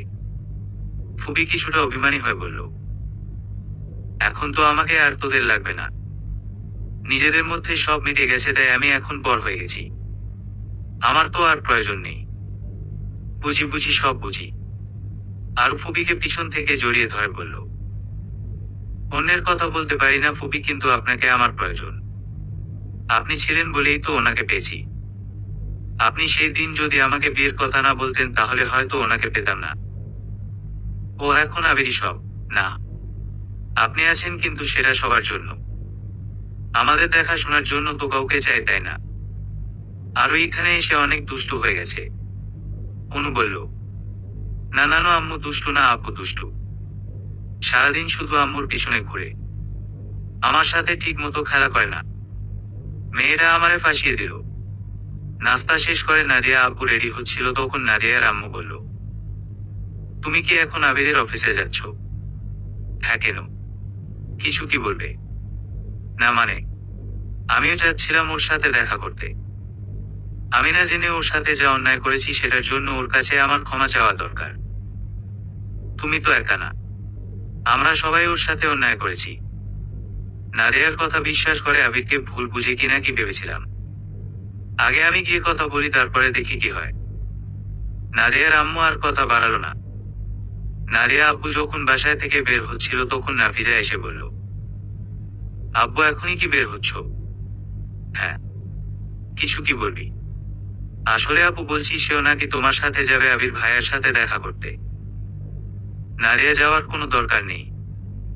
ও যা করেছে সেটাতেই আমাদের সম্মান নষ্ট করে দিয়েছে। ওকে আর কিছু করতে হবে না। এক সপ্তাহ পরে অফিসে এসে আজ ভালোই লাগছে। অনেক কাজ পিছিয়ে আছে, এখন ঠিক মতো কাজ করতে হবে। ম্যানেজার কল দিয়ে বললাম রুমে আসতে। কেমন আছেন স্যার? আলহামদুলিল্লাহ ভালো। তুমি কেমন আছো? আলহামদুলিল্লাহ। আমিও ভালো আছি স্যার। রাসেল তোমাকে না বলেছি আমাকে স্যার বলার দরকার নেই, ভাইয়া বলে ডাকলেই হবে। এটা তো অফিস, তাই স্যার বলাটাই ভালো মানায়। বাহিরে না হয় ভাইয়া বলেই ডাকলাম। হ্যাঁ, সেটা আমার জানা আছে। অফিসেও স্যার, অফিসের বাহিরেও স্যার। আচ্ছা ভাইয়া, আমরা না হয় এটা নিয়ে আরেকদিন কথা বললো। এখন বলেন কি লাগবে? আমার এখন কিছুই লাগবে না। আর ওইসব কাগজপত্র তুমি দেখে নিয়েছো, এখন আমার আর দেখার দরকার নেই। এখন নেক্সট কবে মিটিং আছে সেটা বলো। মনে হয় সামনের সপ্তাহে। আমি দেখে আপনাকে বলছি। আচ্ছা, দেখে আমাকে ডেটটা বইলো। ও হ্যাঁ, মনে পড়েছে। স্যার, গতকাল আপনার সাথে দেখা করতে একজন ভদ্রলোক এসেছিল। কি কারণে এসেছি সেটা বলেছে? না স্যার, শুধু নাম বলেছিল। মনে হয় নাহিদ হোসেন। ও আচ্ছা, এখন তুমি যাও। পরে এসে আমাকে ডেটটা বইলো। আচ্ছা স্যার, এখন তাহলে আসি। রাসেল চলে গেল। আমি ভাবতে লাগলাম, আব্বু হঠাৎ এতদিন পরে আমাকে খুঁজছিল কেন? কোনো কি সমস্যা হয়েছে নাকি তাদের? হাসান অনেক কষ্টে আরু আর অনুর খোঁজ বের করেছে, কিন্তু আরু যেই এলাকায় থাকে সেইখানে হাসান যেতে পারছে না, কারণ সেটা ভিআইপি এলাকা। পুলিশের লোক বেশি সেখানে। নাহিদ হোসেন আবিরের অফিসের এসে নিচতলায় একজনকে বলল, আচ্ছা, আজ কি আবির মাহমুদ এসেছে? আপনি সামনে গিয়ে যে হেল্প ডেস্ক আছে সেইখানে যান, সেইখান থেকে সব জানতে পারবেন। নাহিদ হোসেন আর কিছু না বলে সেই ডেস্কে থাকা মেয়েটির কাছে আবিরের কথা বলল। হ্যাঁ স্যার, তো আজ অফিসে এসেছে। তা আপনি কি আগে অ্যাপয়েন্টমেন্ট নিয়েছেন? না। আবিরের সাথে কি এখন দেখা করা যাবে? আচ্ছা, আমি আপনার কথা স্যারকে বলছি। নাম কি আপনার? নাহিদ হোসেন। কাজ করছিলাম তখন টেলিফোনে কল আসলো। কলটা রিসিভ করতেই বলল, স্যার, আপনার সাথে নাহিদ হোসেন নামে একজন ভদ্রলোক দেখা করতে এসেছে। তুমি ওনাকে বলো একটু অপেক্ষা করতে, আমি এখনই নিচে আসছি। তাড়াতাড়ি করে নিচে যেতে লাগলাম। ডেস্কের মেয়েটি কিছুটা আশ্চর্য হয়ে গেল। নাহিদ হোসেনকে বলল, স্যার বলেছে আপনাকে একটু অপেক্ষা করতে। আচ্ছা। নাহিদ হোসেন ভেবেছে আবির হয়তো ওনার সাথে পরে কথা বললে, তাই উনি অপেক্ষা করতে লাগলেন। আমি যত তাড়াতাড়ি পেরেছি নিচে নেমে এসেছি। দেখলাম ডেস্কের সামনে বসা চেয়ারে আব্বু বসে আছে। আব্বুকে কাছে গিয়ে বললাম, আব্বু, আপনি তো সরাসরি আমার ক্যাবিনেই আসতে পারতেন। এখানে কাউকে কিছু বলার দরকার ছিল না। আসলে আবির কিছু কথা ছিল তোমার সাথে। সবাই আমাদের দিকে তাকিয়ে আছে। যেখানে সবাই আমার সাথে দেখা করতে যায় সেখানে আমি ক্যাবিন থেকে নিচে এসে কারোর সাথে দেখা করতে এসেছি, তাই সবাই আমাদের দিকে তাকিয়ে আছে। এর মধ্যে অফিসের ম্যানেজারও এসে পড়েছে। আব্বু, কথা পরে হবে, আগে আপনি আমার সাথে আসুন। আর রাসেল সামনে যে রেস্টুরেন্ট আছে সেটা থেকে আব্বু আর আমার জন্য নাস্তা নিয়ে আসো।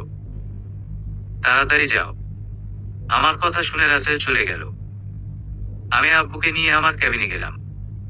কে কি ভাবছে আমাদের নিয়ে সেটাতে আমার কিছু যায় আসে না। আব্বু আর আমি সামনাসামনি বসে আছি। আব্বু কিছু বলছে না, তাই আমি বললাম, আব্বু, আপনি কেমন আছেন? আর বাসার সবাই কেমন আছে? আমরা সবাই ভালো আছি। তোমার সাথে কিছু কথা ছিল। হ্যাঁ আব্বু, বলেন কি কথা?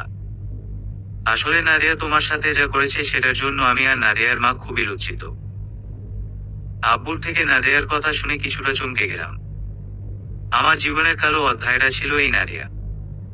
আমাকে চুপ থাকতে দেখে আব্বু আবার বলল, আবির, তুমি কি আমাদের উপর এখনো রাগ করে আছো? হঠাৎ এমন কথা কেন আব্বু?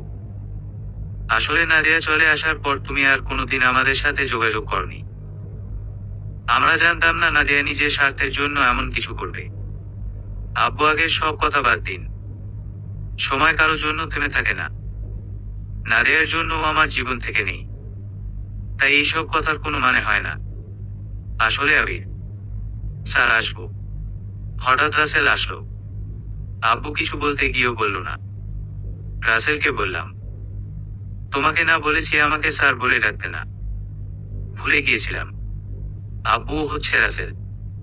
ভার্সিটিতে আমাদের জুনিয়র ছিল, এখন আমার অফিসের ম্যানেজার। নাফিজা আর নাদিয়া রুমে বসে কথা বলছিল, তখন নাদিয়া বলল, আচ্ছা নাফিজা, আবিরের সাথে আমি যা করেছি সেটার জন্য কি আবির আমাকে ক্ষমা করবে? আমি ঠিক জানি না আপু, কিন্তু আবির ভাইয়ের জায়গায় আমি থাকলে তুমি যা করেছো সেটার জন্য তোমাকে ক্ষমা করতাম না। আসলেই আমি খুব খারাপ, তাই না রে নাফিজা? নাফিজা কিছু বলল না। কিছু কথার উত্তর না দেয়াই ভালো। দুপুর 12টার কাছাকাছি সময় আরুকে কল দেয় আবির। আরু কল রিসিভ করে বলে, হ্যাঁ স্যার বলেন। আরো আজ একজন মেহমান আসবে বাসায়। তুমি আর ফুপি মিলে ভালো কিছু রান্না করো। আমিও দুপুরের লাঞ্চ বাসায় করব। কে আসবে? বাসায় আসলেই দেখতে পারবে। এখন রাখছি। আরু ফুপিকে গিয়ে সবটা বলল। ফুপি সব শুনে বলল, মনে হয় আবিরের কোনো বন্ধু আসবে। আমাদের তো তেমন কেউ নেই যে এখানে আসবে। আচ্ছা ফুপি, এখন কি কি রান্না করব সেটা বলেন। আরো আর ফুপি মিলে দুপুরের জন্য রান্না করতে লাগলো। ফোনে আরুকে যা বললাম সেটা শুনে আব্বু বলল, আবির বাসায় আবার বলার কি দরকার ছিল? আমি তো এখনই চলে যাব। আমি এত কিছু জানি না আব্বু। আপনি আজ আমার সাথে বাসায় গিয়ে লাঞ্চ করছেন, সেটাই ফাইনাল। আর যদি মনে করেন আমার সাথে আপনার কোনো সম্পর্ক নেই তাহলে চলে যেতে পারেন। আমি কিছু বলল না। মনে করব আমার কোনো বাবা নেই। আগে যেমন একা ছিলাম এখনো তেমনই একা আছি। আবির, তুমি আর বদলালে না। সেটা আপনি যেমনটা মনে করেন। লাঞ্চের সময় হয়ে গেছে। আব্বুকে নিয়ে বাসায় গেলাম। বেল বাজানো কিছুক্ষণ পরেই আরু এসে দরজা খুলে দিল। আরুকে দেখে বললাম, আব্বু, আপনার আরেক মেয়ে আরু। আব্বুকে সালাম দিয়ে আরু ভিতরে চলে গেল। গেস্ট রুমে নিয়ে আব্বুকে বললাম ফ্রেশ হয়ে নিতে। আমিও রুমে এসে ফ্রেশ হয়ে নিলাম। আরু রান্নাঘরে গিয়ে ফুপিকে গিয়ে বলল, ফুপি, উনি কাকে নিয়ে এসেছেন? আর ওনাকে আব্বুই বা বলছেন কেন? ভদ্রলোকটার চুলগুলো কি কিছুটা সাদা? হ্যাঁ ফুপি, কিন্তু সে কে? আবিরের যে কি হয় আমি ঠিক বুঝি না। ওনাকে আবার বাসায় আনার কি দরকার ছিল? এতদিন ওর কোনো খোঁজ খবর নেইনি, আজ তাহলে কেন এসেছে? ফুপি, ভদ্রলোকটাকে হন ওনার। উনি নাদিয়ার আব্বু, আবিরের প্রথম স্ত্রীর বাবা। কথাটা শুনে আরো কেমন জানি হয়ে গেল, কিন্তু কাউকে কিছু বলল না। ফ্রেশ হয়ে অনুর খেলার রুমে গেলাম। দেখলাম অনু খেলছে। আমাকে দেখে বলল, এখন আমার সাথে খেলো আব্বু। না মামনি, এখন তো খেলা যাবে না। বাসায় তো মেহমান এসেছে। মেহমান? সে আমার কে হয়? তোমার আরেকটা নানা ভাই। তাই? হ্যাঁ। এখন চলো তার সাথে দেখা করে আসি। আচ্ছা চলো। অনুকে নিয়ে গেস্ট রুমে গেলাম। দেখলাম আব্বু মাত্রই ওয়াশরুম থেকে বের হয়েছে। অনুকে দেখে বলল, আবির, এই পরীর মতো মেয়েটাকে? আব্বু, হচ্ছে অনু, আপনার নাতি। অনু আব্বুর সামনে গিয়ে বলল, তুমি নাকি আমার নানা ভাই? হ্যাঁ। কেন? আমাকে পছন্দ হয়নি? হয়েছে, কিন্তু আমার চকলেট কোথায়? ইস, ভুলে গেছি। পরের বার ঠিকই নিয়ে আসবো। পরের বার চকলেট নিয়ে না আসলে, কিন্তু তোমার সাথে কথা নেই। আচ্ছা। আব্বুকে বললাম, এখন খেতে আসেন আব্বু। পরে অনুর সাথে কথা বললেন। অনু বলল, নানা ভাই তাড়াতাড়ি চলো, আমার খুব ক্ষুধা লেগেছে। আচ্ছা চলো নানা ভাই। নাদিয়ার মা অনেকটা টেনশন করছে।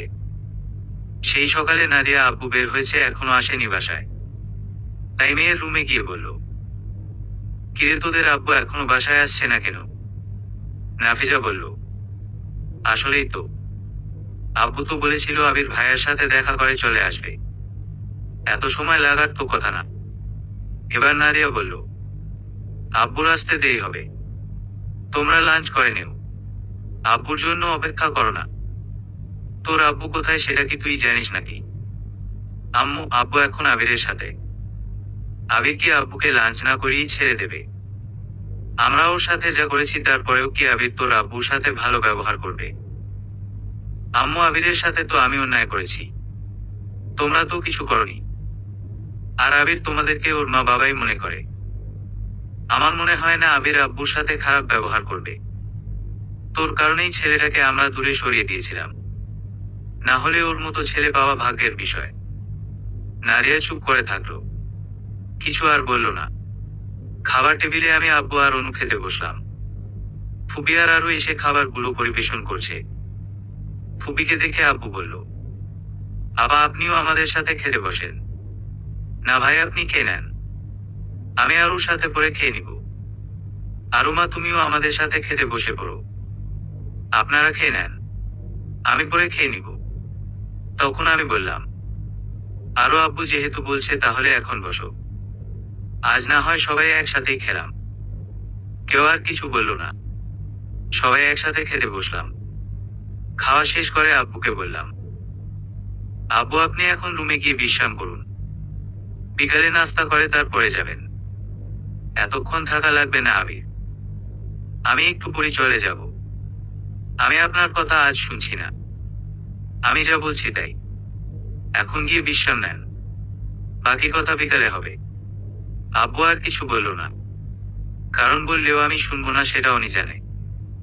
রুমে এসে নাহিদ হোসেন দেখলো বাসার থেকে অনেকগুলো কল দিয়েছে, তাই সে তার স্ত্রীকে কল দিয়ে বলে দিল বিকালে বাসায় এসে সব বলবে। আমি রুমে আসতেই আরো বলল, আপনার কি হয়েছে বলেন তো? আমার আবার কি হবে? আপনি ওনাকে বাসায় কেন নিয়ে এসেছেন? এটা আবার কেমন কথা আরু? আর আব্বু এখানে এসেছে সেই কারণে তোমার কি সমস্যা হচ্ছে? আমি সেটা বলিনি, আপনি আপনার প্রথম স্ত্রীর বাবাকে বাসায় নিয়ে এসেছেন তাই বললাম। আমার তাদের কোনো সমস্যা নেই। সমস্যার কথা ফুপি বলেছে আমাকে, ওনারা নাকি এতদিন আপনার কোনো খোঁজ খবর নেইনি, হঠাৎ কোথায় থেকে আসলো। আর আপনিও তাকে বাসায় নিয়ে এসেছেন তাই ফুপি কিছুটা রাগ হয়েছে। আচ্ছা, আর তোমার আব্বু আম্মুর সাথে যদি আমার কোনো সমস্যা হয় তাহলে আমি কি তাদের সাথে খারাপ ব্যবহার করব?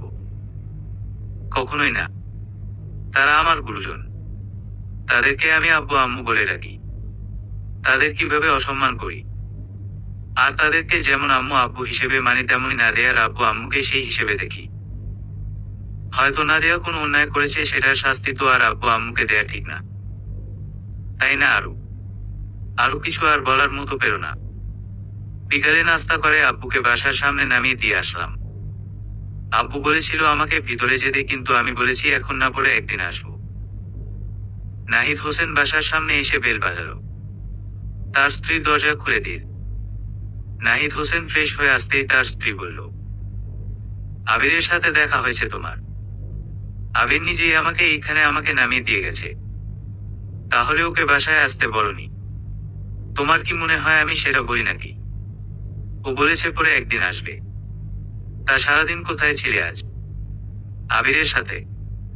সকালে অফিসে আর দুপুরে ওর বাসায়। বিকালের নাস্তা করিয়ে তারপরে ছাড়লো।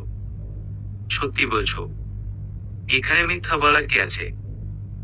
আমি ভেবেছিলাম দেখা হলে আমার সাথে কথাই বলবে না বা খারাপ ব্যবহার করবে, কিন্তু আবির তেমন কিছুই করলো না। আগে যেমন ছিল তেমনই আছে, শুধু মধ্য দিয়ে আমাদের মধ্যে দূরত্বটা বেড়ে গেছে। সবকিছুর জন্য নাদিয়া দায়ী। আবির ছেলেটা ভালো ছিল বলেই তো ওর সাথে নাদিয়ার বিয়ে দিয়েছিলাম, কিন্তু আমাদের নিজের মেয়েই তো ভালো ছিল না, যার কারণে এত কিছু হলো। আবির বলেছে এইসব নিয়ে কথা বলতে না, আর আমাদের বাসায় যেন এইসব নিয়ে আমরা কোনো কথা না বলি। দেখেছো ছেলেটা এখনো আমাদের নিয়ে কত ভাবে। ভাগ্য করে এমন একটা মেয়ের জামাই পেয়েছিলাম, কিন্তু আমাদের ভাগ্যে সেটা বেশি দিন ছিল না। যেন আবির তখন আমাকে একটা কথা বলেছিল। কি কথা? বলেছিল, আব্বু আপনি আর আম্মু আমার কাছে আগে যেমন ছিলেন এখনো ঠিক তেমনই আছেন।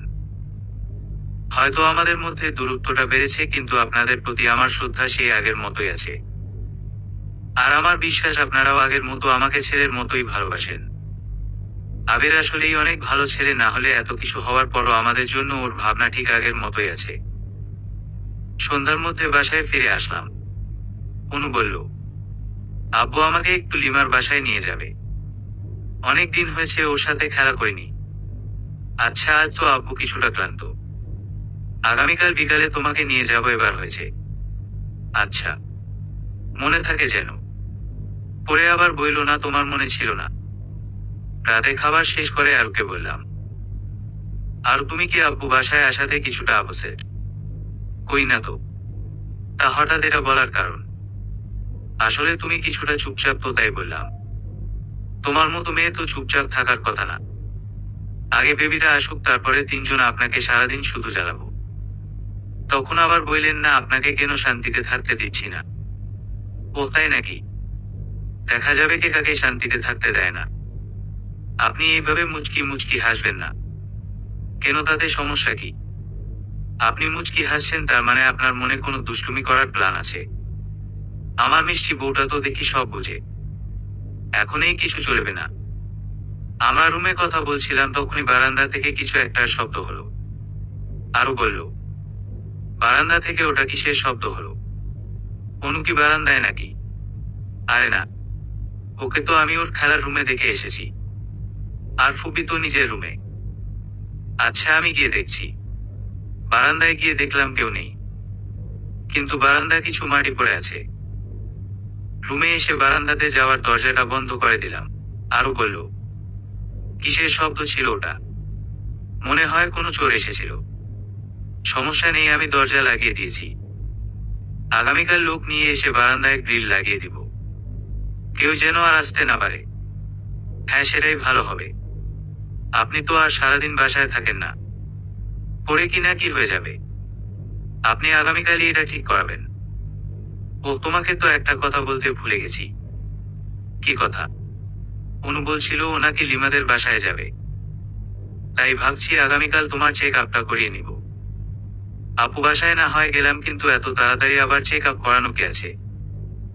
দেখো, আরো ডক্টর বলেছে মাসে একবার করে চেক আপ করাতে। তাই বেশি কথা বলো না। আমি যা বলেছি সেটা শুনো। আচ্ছা, আগামীকাল ডক্টর দেখাবো, এবার হয়েছে? হ্যাঁ হয়েছে। এবার তুমি ঘুমিয়ে পড়ো। আমি এখন আমার আদরের বউকে জড়িয়ে ধরে ঘুমাবো। অসভ্য ছেলে একটা, শুধু মাথায় শয়তানি বুদ্ধি। তুমি যাই বলো, আমি এত কিছু শুনছি না। আমি আমার বউকে জড়িয়ে ধরে ঘুমাবো, ব্যাস। অন্ধকার রাস্তা দিয়ে হেঁটে যাচ্ছে হাসান। কিছু সময় আগে আরু আর অনুর সাথে দেখা করতে গিয়েছিল। চেয়েছিল ওদের লুকিয়ে দেখেই চলে আসবে, কিন্তু যখন বারান্দায় আরু স্বামীর কথা শুনলো, তখন হাসানের অনেকটা আপসোস হচ্ছিল।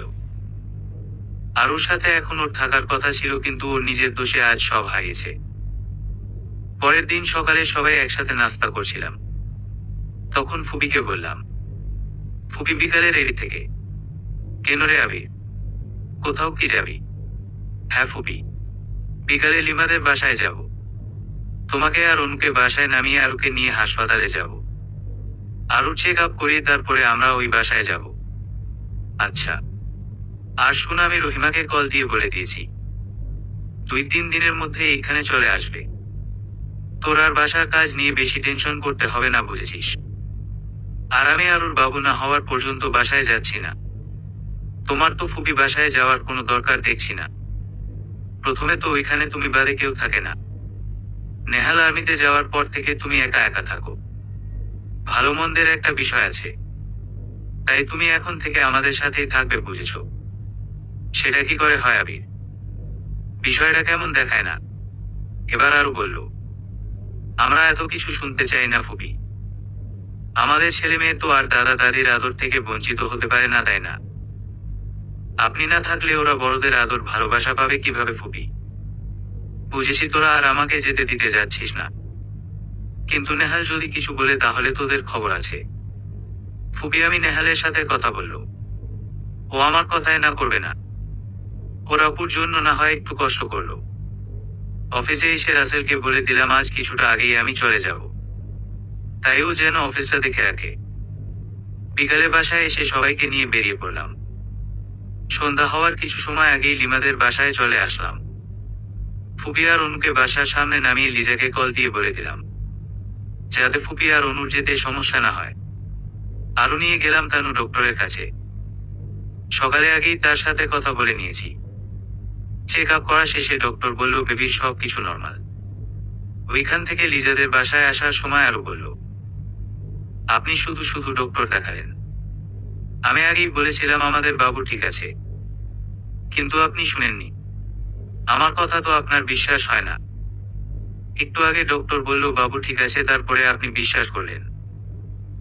আরে কি হয়েছে তাতে? হ্যাঁ, বাবুর জন্য এইসব করাতে হয়। আপনাকে বলেছে, আপনি একটু বেশি বেশি করেন। আচ্ছা, এখন আর আমার সাথে ঝগড়া করতে হবে না। লিজা যদি দেখে তুমি আমার সাথে এইভাবে ঝগড়া করছো তাহলে ও কি ভাববে? ও তাহলে আমি এতক্ষণ আপনার সাথে ঝগড়া করেছি। আচ্ছা, আমার যাওয়া লাগবে না আপুদের বাসায়। আমাকে আপনি বাসায় দিয়ে আসেন। বউটা দেখি রাগ করেছে। আসো, তোমার রাগ ভাঙায়। লাগবে না। কথা বলতে বলতে লিজাদের বাসার সামনে এসে পড়লাম। আমাকে রেখেই আরো ভিতরে চলে গেল। গাড়ি পার্ক করে আমিও ভিতরে গেলাম। রনিকে দেখলাম আজ বাসায় আছে। আমাকে দেখে একটা কার্ড এগিয়ে দিয়ে বলল, নে, এটা তোদের জন্য। মনে হচ্ছে কারো বিয়ের কার্ড, কিন্তু কার বিয়ে? কার্ডটা খুলে দেখলাম তুহিনের বিয়ে।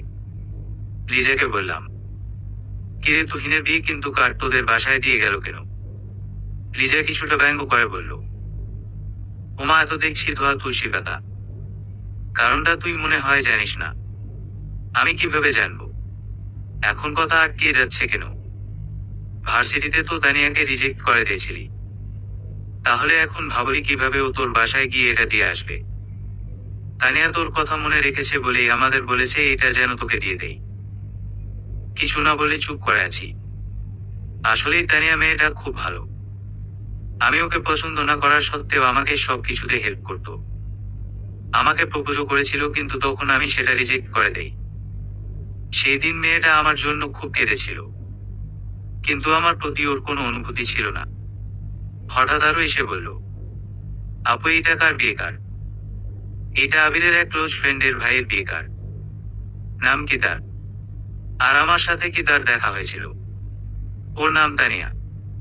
তুমি ওর সাথে এখনো পরিচিত হওনি? আমাদের ক্লাসমেট ছিল, কিন্তু আবিরের কারণে সব নষ্ট হয়ে গেছে। কেন আপু, কি হয়েছে? আমি বললাম, আর তোমার এইসব জানতে হবে না। আর লিজা, তুই এইসব কি শুরু করলি? এবার রনি বলল, কেন রে, এখন বলতে সমস্যা কোথায়? মেয়েটাকে তখন কাঁদিয়েছিস, তখন মনে ছিল না? ভাইয়া অনিকাকে কাঁদিয়েছেন। লিজা বলল, কাকে আবার? আমাদের ফ্রেন্ড তানিয়াকে। কেন, কি হয়েছিল? এই যে বিয়ের কার্ডটা দেখছো, এটা তানিয়ার ছোট ভাই তুহিনের বিয়ের কার্ড। আর তানিয়া হচ্ছে আমাদের ক্লাসমেট। আমরা যখন ভার্সিটি পড়তাম তখন আবিরকে তানিয়া পছন্দ করত। শুধু পছন্দ না, ভালোবাসতো। তাই একদিন সবার সামনে তানিয়া আবিরকে ওর মনের কথা বলে দেয়। কিন্তু আবির সেই দিন সবার সামনে তানিয়াকে না করে দেয়। তানিয়া সেই দিন ওইখানে দাঁড়িয়ে অনেক কান্না করেছিল। তানিয়ার অমন কান্না দেখে আমার অনেক কান্না পেয়েছিল, কিন্তু আবির নিজের কথায় একটুও নড়চড় হয়নি। না বলেছে তো নাই, সেটা আর হ্যাঁ হয়নি। তারপর থেকেই তানিয়া ভার্সিটি আসা কমিয়ে দেয়। তার কয়েক মাস পরে শুনি ওর নাকি বিয়ে হয়ে গেছে। পরে আমাদের সাথে আর ওর দেখা হয়নি। কিছুদিন আগে আমাকে ফোন দিয়ে আমাদের বাসার ঠিকানা নিয়ে আমাকে 2টা কার্ড দিয়ে যায়। একটা আমাদের জন্য, আরেকটা আবিরের জন্য। আমি যখন বলি আবিরের কার্ডটা তুই আবিরকে নিজেই দিয়ে আয়, তখন তানিয়া কি বলেছে জানো? আরো কি বলেছিস আপু? আবিরের কাছে যদি যাই তাহলে ও মনে করবে এটা দিয়েছি ওকে ভালোবাসি বলে। কিন্তু এমনটা না। ওকে ভালোবাসার আগে বন্ধু বানিয়েছিলাম, তাই সেই বন্ধুত্বের কারণেই এটা ওকে দেয়া। এর বেশি কিছু না। আরো আমার দিকে তাকিয়ে আছে, কিন্তু আমি কিছু না বলে সেইখান থেকে সরে গেলাম।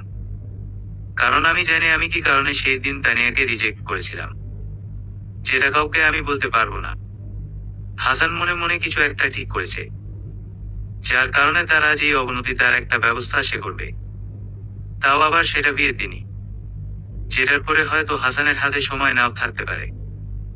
অফিসের কাজ শেষ করে বাসায় আসলেন নাহিদ হোসেন। ফ্রেশ হয়ে এসে মাত্র বসলেন, তখন তার ছোট মেয়ে নাফিজা এসে বলল, আব্বু তারেক আঙ্কেল এসেছিল, এটা দিয়ে গেছে। কার বিয়ের কার্ড এটা? ওনার ছেলের। আঙ্কেল আমাদের সবাইকে যেতে বলেছে। বিয়ে কবে? এই শুক্রবারে। ও, তাহলে তো বেশি দিন বাকি নেই। তোর আম্মু আর আপুকে বলে দিস আমরা শুক্রবারে বিয়েতে যাচ্ছি। আচ্ছা আপু। রাতে লিজাদের বাসায় ডিনার শেষে আমাদের বাসায় চলে আসলাম। বারান্দাতে দাঁড়িয়ে তানিয়া আর হৃদের তানিয়ার স্বামী কথা ভাবছি, তখনই আরু বাসে এসে বলল, কি ভাবছেন? তেমন কিছু না। তুমি এখনো ঘুমাওনি কেন? আপনি বাসে ছিলেন না তাই ঘুমাচ্ছে না। তুমি গিয়ে শুয়ে পড়ো, আমি একটু পর আসছি। একটা কথা বলবো। বলো। আপনি কার জন্য তানিয়া আপুকে ছেড়েছিলেন? আর তোমার সাথে এটা নিয়ে আমি কথা বলতে চাচ্ছি না। আমি চাই না এটার কথা কাউকে বলতে। আমি আর এটা নিয়ে কথা বললো না, কারণ আমি যেটা ভেবেছিলাম সেটাই ঠিক ছিল। আপনি অন্য কারো জন্য তানিয়া আপুকে ছেড়েছেন। এখন তাড়াতাড়ি করে ঘুমাতে আসেন। আমার অনেক ঘুম পাচ্ছে। আরো চলে গেল। আরুকে আমার কিছুটা অন্যরকম লাগে। আমার না বলা কথাগুলো কিভাবে জানি জেনে যায়, যেটা অন্য কারো মধ্যে আমি লক্ষ্য করিনি। হতে পারে আরো আমাকে একটু বেশি বুঝে, না হয় ওর মধ্যে আমাকে বোঝার ক্ষমতাটা একটু বেশি। পরের দিন সকালে নাস্তা করার সময় নাফিজা ওর আম্মু আর বড় বোন নাদিয়াকে বলল, এই শুক্রবারে আমরা বিয়েতে যাচ্ছি। তাই আব্বু বলেছে যদি শপিং করার ইচ্ছে থাকে তাহলে আগেই করে নিতে। নাদিয়া বলল, কার বিয়ে রে? আপু তারেক আঙ্কেলের ছেলের বিয়ে। তাহলে তো বেশি দিন নেই আর। হ্যাঁ আপু। রাতে আব্বু আসলে আমি শপিং এর জন্য টাকা নিয়ে নিব। আচ্ছা, আমি সোহেলকে কল দিয়ে দেখি কিছু ম্যানেজ করতে পারি কিনা। পারলে ভাইয়ার থেকে এটিএম কার্ডটার পাসওয়ার্ড নেও, তাহলেই হবে। সেটাও ভুলেও দিবে না। অফিসের জন্য রেডি হচ্ছে রে। তানিয়া এসে বলল, তোমাকে কি এখন নাস্তা দিব নাকি কিছুক্ষণ পরে? না, এখনই দেও। একটু পরেই বের হব। আচ্ছা তানিয়া শোনো। হ্যাঁ বলো। তুমি আবিরকে বিয়ের কার্ড দিয়েছো? হ্যাঁ দিয়েছি। তুমি নিজে গিয়ে দিয়েছো তো? তুমি এত আবির আবির করছো কেন? গত 2 দিন ধরে এই একই কথা আমার থেকে জানতে চাচ্ছ। সত্যি করে বলে তো আবিরের জন্য তোমার এত কি? হ্যাঁ, আমার কি কিছুই না। তোমার বন্ধু, তাই তো জানতে চাচ্ছিলাম। এর বেশি কিছু না। ও কি শুধু আমার বন্ধু ছিল? তোমার বন্ধু ছিল না। আমি তো শুনেছিলাম তুমি আর আবির নাকি কলেজ লাইফে ক্লাসমেট ছিলে। আরে সেটা তো কিছু দিনের জন্য, কিন্তু তোমাদের তো অনেক দিনের ফ্রেন্ডশিপ ছিল। তাই আমি জানতে চাচ্ছিলাম সেটা বিয়ের আগে ছিল, বিয়ের পরে না। তুমি জোর করেছো বলেই ওকে বিয়ের কার্ড দিয়েছি, না হলে আমার কোনো ইচ্ছে ছিল না ওই স্বার্থপরকে বিয়েতে রাখার। এখানে স্বার্থপরের কি আছে? তোমাকে আবিরের পছন্দ না তাই না বলে দিয়েছে। হ্যাঁ, সেটা একটা ভালো কাজ করেছিল, না হলে তোমাকে তো আর পেতাম না, তাই না? তানিয়া রুম থেকে চলে গেল। হৃদ ভাবছে, তোর কারণেই আমি তানিয়াকে পেয়েছি, যার জন্য তোর আর আমার মধ্যে দূরত্বটা অনেকটা বেড়েছে। কিন্তু তানিয়া আমার জীবনে যেমনটা আছে তার থেকে কোনো অংশে তুইও কম না। তুই প্রমাণ করে দিয়েছিলিস ভালোবাসার পাশাপাশি বন্ধুত্বটাও কতটা ইম্পর্টেন্ট। দুপুরে লাঞ্চের সময় আরো কল দিল, কিন্তু আরো তো এই সময় আমাকে কল দেয় না। কলটা রিসিভ করে বললাম, হ্যাঁ আরো বলো। আপনি কি বিয়েতে যাবেন? কেন, কিছু কি হয়েছে নাকি? না, কিছু হয়নি। ফুপি জিজ্ঞাসা করেছে তাই জানার জন্য কল দিলাম। হ্যাঁ যাব। ওইখানে না গেলে তুমি আবার অন্য কিছু মনে করবে। তার মধ্যে রনি আর লিজা তো আছেই। তাই আমরা সবাই বিয়েতে যাচ্ছি। আপনি সব কিছুতেই বেশি বেশি বুঝেন। এই সব ভাবনা চিন্তা মাথা থেকে বাদ দিন।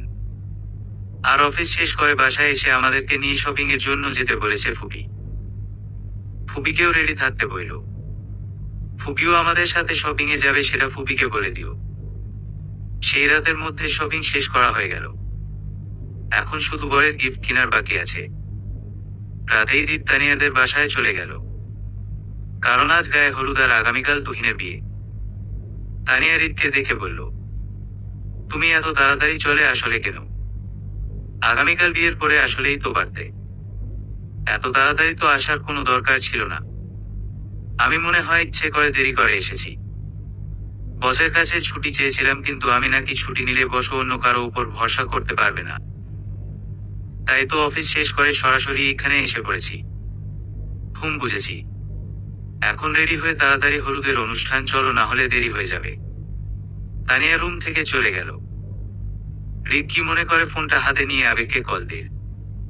আবার রিং হওয়ার একটু পরে কলটা কেটে দিল। পরের দিন সকালে তানিয়াদের বাসায় সবাই খুব ব্যস্ত হয়ে পড়েছে। আজ এই বাসার ছেলের বিয়ে বলে কথা, তাই সবাই কোনো কমতি রাখতে চাচ্ছে না। কিন্তু কিছু না কিছু একটা কমতি থেকেই যায়। নাহিদ হোসেন তার পরিবার নিয়ে বিয়েতে যাচ্ছে, আর অন্যদিকে আবির তার পরিবার নিয়ে সেই একই বিয়ে যাচ্ছে। বিয়েতে বর এসে গেছে, কিন্তু কনে এখনো আসেনি। আমি আর ফুপি, অনু আর লিমার পরিবার একসাথে বসে কথা বলছিলাম। তখন রনি বলল, আবির পিছনে দেখ কে দাঁড়িয়ে আছে। পিছনে তাকিয়ে দেখে হৃদ আর তানিয়া দাঁড়িয়ে আছে। আমি সেই দিকে আর খেয়াল দিলাম না। রনি আর লিজা মনে করেছে তানিয়াকে দেখে আমি হয়তো ওদের সাথে কথা বলিনি, কিন্তু এমনটা না। হৃদের কারণে আমি যাইনি। এবার হৃদ নিজে এসে আমার সামনে দাঁড়ালো আর বলল, এখনো কি কথা বলবি না আমার সাথে? কথা না বলার কি আছে? তা কেমন আছিস তুই? আবির আমি কিন্তু আমার কথার উত্তরটা পাইনি। তখন লিজা বলল, কিরে আবির, তানিয়ার স্বামী নিজে এসে তোর সাথে কথা বলছে, আর তুই তাকে ঠিক মতো পাত্তাও দিচ্ছিস না। এর মধ্যে তারেক সাহেবের কাছে একটা কল আসে। কলটা রিসিভ করে উনি যা শুনে সেটা হয়তো কেউ আজ আশা করেনি। তারেক সাহেব তার মেয়ে আর জামাইকে ডাক দিয়ে বলে, তানিয়া, একটা দুঃখের সংবাদ আছে। কি হয়েছে আব্বু? পার্লার থেকে আসার সময় কোনের গাড়ির সাথে একটা গাড়ির অ্যাক্সিডেন্ট হয়। নেহা নাকি অ্যাক্সিডেন্টের সময় মারা গেছে। কি বলছো আব্বু? হ্যাঁ রে তানিয়া। এখন কি করব? হৃদ বলল, আব্বু এটা সবাইকে জানিয়ে দিন। এখন তো আর বিয়েটা হচ্ছে না। ওনারা তিনজন এইসব নিয়ে অনেকটা টেনশন আছে। তখন তুহিন এসে বলল, কি হয়েছে? তোদের সবাইকে এত টেনশনে লাগছে কেন? তানিয়া তুহিনকে সব কথা বুঝিয়ে বলে। সব শুনে তুহিন বলে, তাহলে সবাইকে কথাটা বলে দেও। আবির, এটা কি তোমার মেয়ে? আবির আর অনু দাঁড়িয়ে ছিল। তখন কেউ একজন কথাটা বলল। পাশে তাকিয়ে দেখি নাদিয়া। কিছু বললাম না। অনুকে নিয়ে চলে যাচ্ছিলাম, তখন নাদিয়া আবার বলল, কারণটা শুনবে না? আমি কেন এমন করেছিলাম, কিন্তু আমি সেটা শোনার প্রয়োজন মনে করছি না। এই শেষবার না হয় আমার কথাটা শুনলে। কথা দিলাম এর পরে তুমি না চাইলে আর তোমার সামনে আসবো না। অনুকে বললাম, মামনি, তুমি তোমার আম্মুর কাছে যাও, আমি একটু পরে আসছি। অনু চলে যেতেই নাদিয়া বলল, আমাদের বিয়ে হওয়ার আগে আমি একজনকে ভালোবাসতাম, কিন্তু আব্বু আম্মুকে সেই ছেলের কথা তখন বলতে পারিনি, কারণ তখনও ও কোনো জব পায়নি। বিয়ের আগের দিনও আমি ওর সাথে কথা বলেছিলাম। আমি ওকে বলেছিলাম বিয়ের পরে যদি আমি ওর কাছে ফিরে যাই তাহলে কি আমাকে মেনে নিবে। সেই দিনও বলেছিল আমি যদি বাচ্চার মা হয়ে যাই তাও আমাকে মেনে নিতে রাজি আছে। এখন তুমি ভাবছো আমি তোমার সাথে এমন কেন করেছিলাম, তাই না? আসলে আমি চাইনি তোমার আর আমার কোনো বেবি হোক। ওরে, যদি বেবির জন্য আমি তোমাকে ছাড়তে না পারি, তাই আমি ইচ্ছে করেই বেবি নেইনি। কিন্তু একটা কথা কি জানো আবির? আমি কিছু না বলে শুধু ওর দিকে তাকালাম। নাদিয়া আবার বলল, অন্যকে দুঃখে রেখে নিজেও কখনো সুখী হওয়া যায় না। আমি সোহেলকে পেয়েছি ঠিকই, কিন্তু কোনোদিন ওকে বাবা ডাক শোনাতে পারবো না। তোমার সাথে আমি যা করেছি এটা সেটার শাস্তি, কিন্তু তুমি সুখে আছো সেটা দেখে আমার ভালো লেগেছে। তোমার স্বামী আসেনি। ও এখন অফিসের কাজে দেশের বাইরে আছে। একটা সত্যি কথা বলবে? হ্যাঁ বলো। আমার কথা কি তোমার মনে পড়ে? না। আরো আর অনু আসার পরে এখন তোমার কথা আর মনে পড়ে না? কিন্তু তোমার কথা আমার ঠিকই মনে পড়ে। এটার কারণটা আমার ঠিক জানা নেই। তানিয়া আবির আর হৃদের কথাগুলো ভাবছে। কারণ আবির আর যাই করুক ওর বন্ধুদের সাথে কথা বলবে না এমনটা তো হওয়ার কথা না। তাই এবার হৃদকে বলল। হৃদ আবিরের সাথে তোমার কি হয়েছে? আবির তো এমন করার কথা না। কেমন করেছে? এত বছর পর তোমার সাথে দেখা হলো কিন্তু ঠিক মতো কথাও বললো না। আবিরের সাথে তোমার কিছু নিয়ে কি সমস্যা হয়েছিল নাকি? তোমাকে নিয়েই সব সমস্যা আমাদের মধ্যে। তোমার সাথে যদি আমার দেখা না হতো তাহলে আমার আর আবির মধ্যে এত সমস্যা হতো না। এইসব কথা তানিয়াকে বলতে চাচ্ছিল কিন্তু বলতে পারছে না। হৃদ বলল, তেমন কিছু না। আবিরের থেকে ওর কাছের কিছু একটা চেয়ে নিয়েছিলাম, তারপর থেকেই আমার সাথে কিছুটা অভিমান করে আছে। এইসব নিয়ে তুমি ভেবো না। আবিরের অভিমান যখন চলে যাবে তখন ও নিজেই আমার সাথে কথা বলবে, বুঝেছো? তোমার কথা কিছুই বুঝতে পারছি না। কি এমন নিয়েছিলে যার কারণে তোমার সাথে কথা বলতে যাচ্ছে না? তোমাদের ঝামেলা তোমরা সেটা নিয়ে থাকো। আমি এইসব নিয়ে মাথা ঘামিয়ে লাভ নেই। আকাশটা অনেক মেঘাচ্ছন্ন। যখন তখন বৃষ্টি হতে পারে।